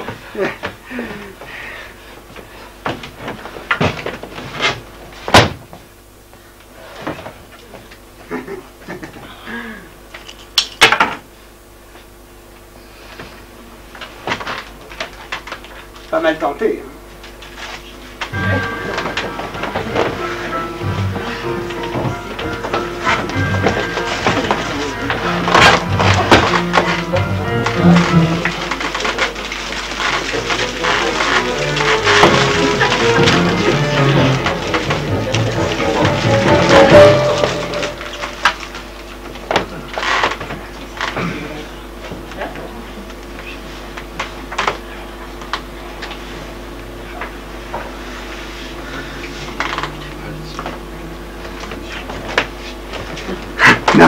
Non, quand même pas, non. Par contre, ce qu'on pourrait faire, ce serait échanger nos rôles. Hein. Vous vous souvenez de jour où je vous ai dit qu'on pourrait échanger nos rôles, hein. Moi, je serai le docteur, Saran, et puis vous serez mon patient. Hein. Vous êtes d'accord? Dites, vous êtes d'accord? Dites. Hein. Oh, c'est sympa, ça, vous pouvez compter sur vous. Hein. Alors, voilà, moi, je serai Saran, docteur Saran, hein. Et puis vous êtes François Damon, d'accord? Damon, c'est le nom de famille du grand François. Alors. Bien. Ah non, ça va pas, ça. Mais non, c'est pas possible, ça. Mais grand François, il était aveugle. Qu'est-ce que vous allez faire, François? François! Voilà. Bien, on va pouvoir commencer. Voilà. Alors, donc, monsieur François Damon. Pourriez-vous m'épeler l'orthographe de votre nom, monsieur Damon? Comment ça s'écrit, Damon? D-A-M-O-N. Ah oui, comme le yaourt, hein. Il y a juste une lettre qui change, là. C'est la première fois que vous consultez monsieur Damon? Oui. Et si vous me parliez un peu de votre enfance, mon cher François, c'était bien? Oui. Et vous aviez des frères et des sœurs? Non. Et vous aviez de bonnes relations avec votre arrosoir? Oui. À 18 ans, vous aviez déjà une autruche? Oui. Et avec les chaussettes, ça se passait bien? Oui. Non, écoutez, ça va pas du tout. Hein. Si vous continuez à me répondre par des oui ou par des non, on va jamais s'en sortir. Hein. La psychologie, c'est avant tout la communication entre deux personnes, et vous ne devez pas l'oublier. Hein. Alors, il va falloir y mettre un petit peu du vote, sinon on va pas y arriver. Allez, on va reprendre.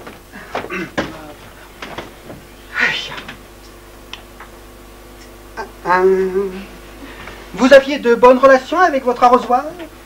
Vous n'en sortirez pas en agissant comme ça, François, et vous le savez.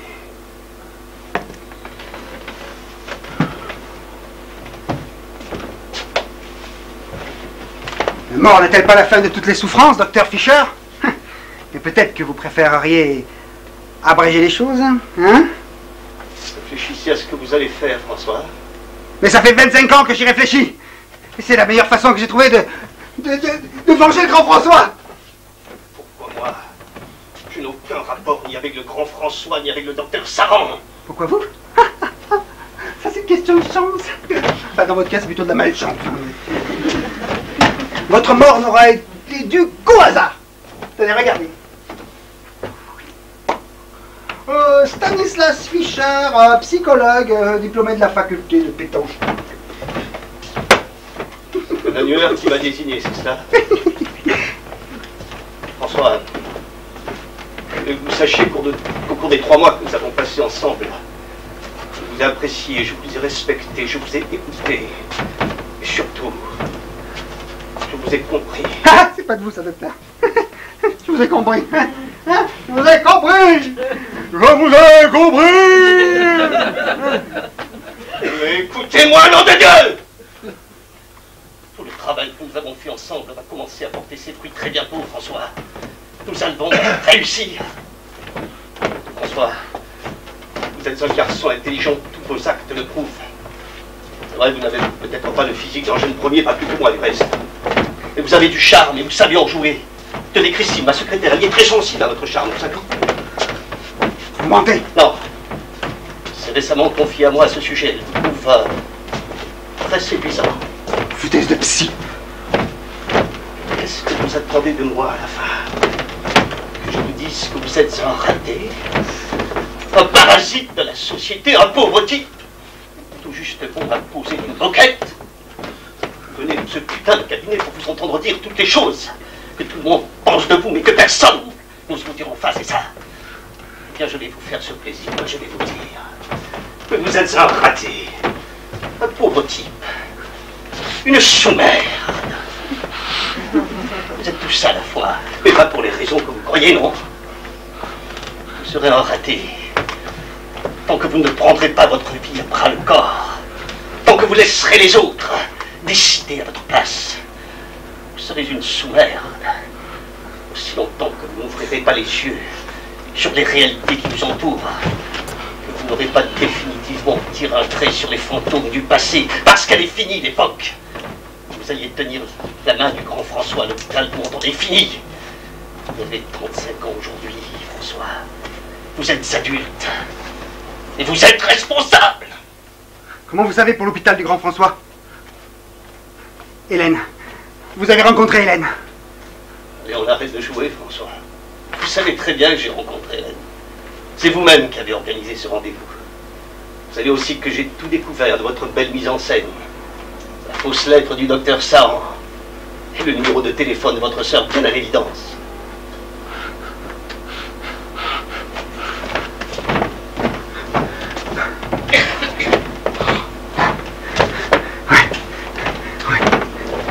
Bravo, docteur.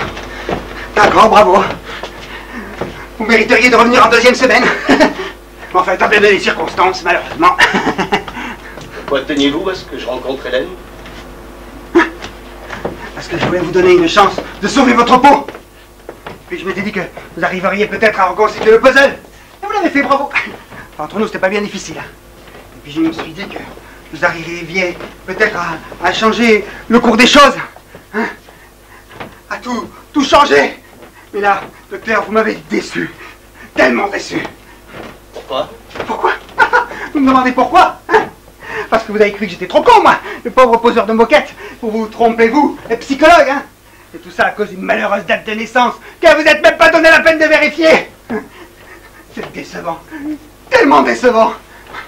Comme quoi, c'est bien la preuve que tout cela peut se terminer ainsi et pas autrement. C'était écrit. Et vos dons? Ces phénomènes que vous signalez dans la lettre et que j'ai moi-même constaté. Ces dons extrasensoriels sont la preuve. Vous êtes un homme hors du commun. Une sous-merde hors du commun, vous voulez dire, hein? Tout ça, c'est pas moi, c'est grand François, ouais. Mais je vais vous dire un truc. Il m'a dit que j'ai jamais répété à personne.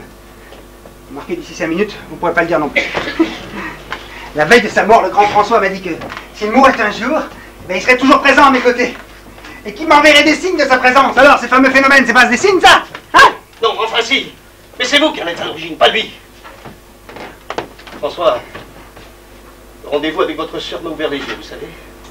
Votre complicité, son soutien, l'affection entre vous deux, c'est ça qui peut vous aider à vous en sortir. Désormais, nous sommes 3, François. Vous, Hélène, moi. À 3. On y arrivera, François, vous verrez. Allez, détachez-moi, François. Ne faites pas de bêtises. Détachez-moi. Détachez-moi, François. Remettons-nous au travail.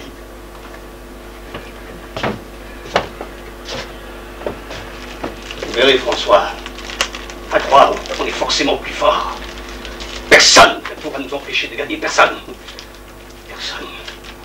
Pas même votre père. Alors, pas lui, non! Votre Je veux avoir de vous, hein! François, Il fallait que vous m'envoyiez, c'est ça! François! François, qu'est-ce que vous allez faire? François, non! Non! François! François! François!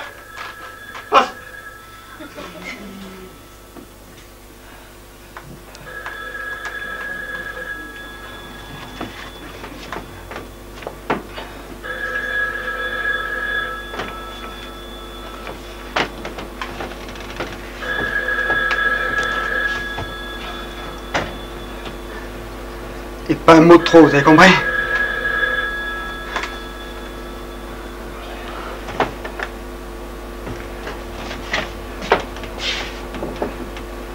Allô? Oui, docteur Fischer? C'est Christine. Oui, Christine. Je vous appelle pour vous dire que je serai là dans une petite demi-heure. Je ne comprends pas. En fait, Florian va très bien et à la crèche, on me dit que personne ne m'a appelé au bureau. Vous me direz qu'il vaut mieux ça, mais quand même. Quelqu'un m'a fait une mauvaise farce et j'aime pas beaucoup ça. D'accord, Christine. Attendez, dites-lui d'attendre. Christine, attendez. Oui, docteur? Demandez-lui ce qu'elle pense de moi. Que pensez-vous de M. Mouchard, Christine? Monsieur Mouchard, votre patient? Oui, Christine. Mais pourquoi vous me demandez ça, docteur? Et vous avez une drôle de voix en plus, ça ne va pas? Je vous le demande, c'est tout. Il n'entend pas au moins, j'espère. Non, non, il est parti. Bon, eh bien, pour tout vous dire, docteur, il me fait peur, ce bonhomme.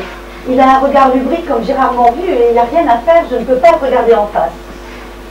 Mais séduisant. Séduisant, mais vous voulez rire. Mais pour moi, il n'a rien pour lui, ce pauvre type. Alors si en plus il vient vous consulter, ça veut dire que non content d'avoir le physique qu'il a, il a en plus des problèmes dans sa tête, mais vraiment, il y en a qui les collectionnent. Sans commentaire.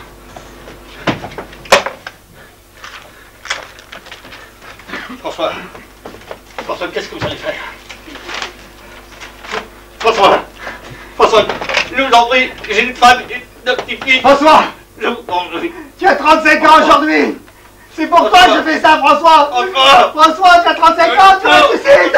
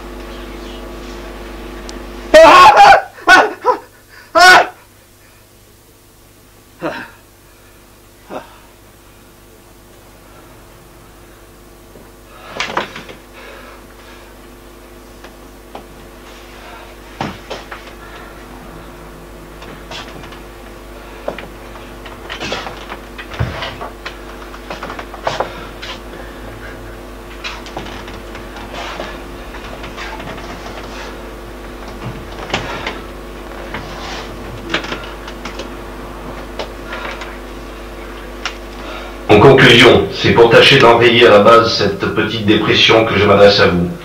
J'espère ne pas vous avoir trop ennuyé avec tous ces détails, mais j'ai pensé qu'il était important que vous connaissiez un peu mon parcours avant notre premier rendez-vous. Je passerai demain à votre cabinet pour le fixer avec votre assistante. Docteur Fischer?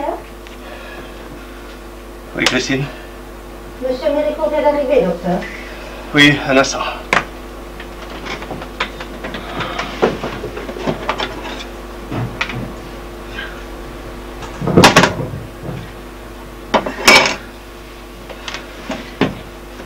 Vous pouvez le faire entrer. Vous pouvez entrer, monsieur Méricourt, le docteur Fischer vous attend.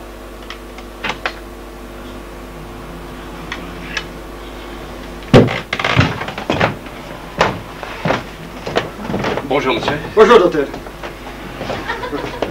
Pas trop mouillé avec ces averses? Non, non, ça va, j'avais pris pas la pluie. Bien, je vous en prie, installez-vous. C'est la première fois que vous consultez, n'est-ce pas? Oui, oui. Mais on s'est déjà vu dans votre salle d'attente la semaine dernière. Ah oui, je me souviens de... Ah, mon petit défaut de fabrication, oui. Avec ça, je suis sûr qu'elle se souvienne de moi et que je passe pas inaperçu. Hein. Vous arrivez de province, si mes souvenirs sont bons? Oui, c'est ça, de Lozère, exactement. Oui, oui, j'ai débarqué à Paris il y a 6 mois, dans rue des Martyrs, dans le 9e. Oui. Ouais, j'ai laissé ma ferme, mes animaux, et j'ai débarqué ici avec ma femme et mon petit Émile, dans un malheureux 50 mètres carrés, infesté par les souris et les araignées. Enfin, comme je vous dis, j'ai pas eu le choix. Mais enfin, tout ça, je vous l'expliquer dans ma lettre. Bien, je vais commencer par vous poser quelques questions pour renseigner votre dossier, mais rassurez-vous, rien d'indiscret. Donc, monsieur Méricourt, M-E-R-I-C-O-U-R-T. Oui, c'est ça, oui. Comme la rue. La rue? Ben, la rue de la Folie Méricourt, dans l'11e. Oui, je connais cette rue parce que Hélène... Ah oui, Hélène, c'est ma femme, hein, voilà. Ben, c'est là-bas qu'elle travaille, dans un cinéma qui s'appelle le Napoléon.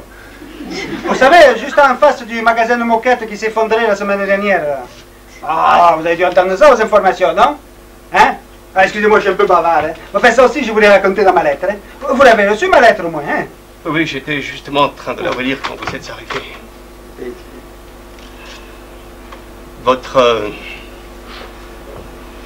Votre prénom, s'il vous plaît? François, pourquoi? Non! Non! Docteur, ça va pas, non? Ne bougez pas! Restez où vous êtes! Qu'est-ce que vous prenez, docteur, hein? Christine! Christine! Restez où vous êtes! Christine! Qu'est-ce qui se passe, docteur? Hélène! Non! Mais... Hélène, ne bougez pas, je vous dis! Docteur, Ne bougez pas! occupez-vous de lui, je vais chercher de l'aide à la salle d'attente. Ne bougez pas! Ça va, docteur, hein? Restez où vous êtes! Oui, oui, je m'appelle Émile, je bouge pas, regardez, tout va bien. Émile. Non, mais ça va, docteur, vous énervez pas, là, oh, oh. Hein? Je m'appelle Émile, tout va bien, je bouge pas, là, oh. Hein? Voilà, tout va bien, faut pas s'énerver, il fait beau, il fait presque pas. Les nouvelles sont bonnes, et puis vous avez écouté la radio, il fallait qu'il y ait une grève la semaine prochaine. Non, pas lui, pas du cul! Non, non! Prenez-le. Laissez-moi! Laissez-moi! Mais non! Non! Laissez-moi! Non, laissez-moi! Laissez-moi! Ah! Ben, je peux pas la garder à l'armée, je sais pas, mais... C'est parfait. Laissez-moi! Laissez-moi! Pas la piqûre! Ah! Mais ce n'est pas pour vous, monsieur Planchon, vous voyez bien que c'est pour le docteur Fischer. Laissez-moi! Mettez-lui toute la dose, il devrait s'endormir tout de suite. J'ai pas confiance. Donnez-moi une autre piqûre, qu'on soit tout à fait sûr. Non, non, non. J'adore faire les piqûres. Ça va aller, monsieur Planchon. Regardez, ça fait déjà son effet, il dort. Il faut pas se fier au psy qui dort. Hein. Peut-être pas encore mort. Mais si, rassurez-vous, il est Je mort. suis sûr qu'il n'est pas mort. Ça va aller maintenant, monsieur Planchon. Calmez-vous. Et donc, pour le premier rendez-vous, je m'en souviens de rien, qu'est-ce qu'il lui a pris, là? Je ne sais pas. Il était particulièrement surmené ces derniers temps. Il a déjà montré quelques signes de fatigue, mais là, j'ai bien peur que ce soit beaucoup plus grave. Je vais appeler Sainte-Anne. Ah oui, il faut appeler Sainte-Anne. Les fous, il faut les enfermer. Calmez-vous, monsieur Planchon, c'est fini maintenant. Regardez, il dort. Oui, mais s'il dort pas, il faut l'enfermer à l'asile avec tous les autres fous. Parce que c'est un fou, lui aussi. Comme moi, pareil. Oui, on va l'enfermer, monsieur Planchon, mais si vous ne vous calmez pas, c'est vous qu'on va enfermer, d'accord? Maintenant, ça suffit, hein? Calmez-vous, asseyez-vous. Bon. Le numéro de Sainte-Anne, maintenant.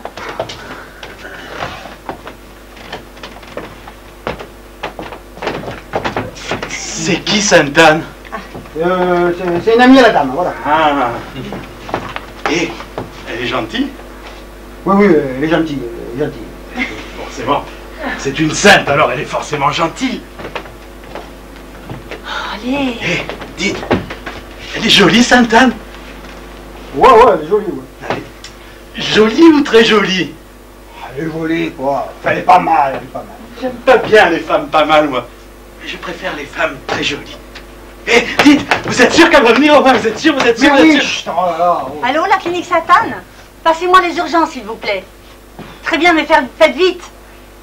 Hé, elle a dit Monique Sainte-Anne, elle vient avec une copine, elle vient avec une copine. Mais non, mais non. Mais oui, elle a dit Monique Sainte-Anne. Allô, les urgences? Ici le cabinet du docteur Fischer. Oui, envoyez-nous immédiatement 2 infirmiers aux 9 places du colonel Fabien. C'est pour une urgence psychiatrique. D'accord, mais faites vite. 10 minutes? Très bien, merci. Les infirmiers seront là très vite, ce n'est pas très loin d'ici, Sainte-Anne. Monsieur Planchon. Dis-moi, c'est la première fois que ça y prend, hein? Non, pas vraiment, non, mais jamais rien de comparable. Écoutez, pour tout vous dire, il a perdu son père dernièrement. Et j'ai bien l'impression qu'il ne s'en remet pas. Non, j'ai connu ça moi aussi, hein, c'était les deux. Écoutez, Son père était un grand cavalier de guerre. Il avait sauté sur une mine en Algérie et depuis, il était à l'hôpital. Invalide à 100%, depuis presque 40 ans. Une drôle de vie aussi, vous savez, pour le docteur Fischer. Toujours entre deux hôpitaux pour essayer de voir son papa. Peut-être triste à dire, mais moi je pensais qu'il prendrait sa mort un peu comme une délivrance, mais là... Monsieur Blanchon. Monique Sainte-Anne, il faut venir avec 2 croque-morts, parce qu'on l'a trucidé, le toubib, il est là, il est à l'enjeu. Monsieur Blanchon, vous allez vous calmer, venez boire un verre d'eau, j'ai l'impression que ça vous fera pas de mal. Oh, c'est incroyable ça, mais vous croyez qu'on n'a pas assez de problèmes comme ça? Allez-y, je reste là. Oh, c'est gentil, je vous remercie. Allez, venez, monsieur Planchon.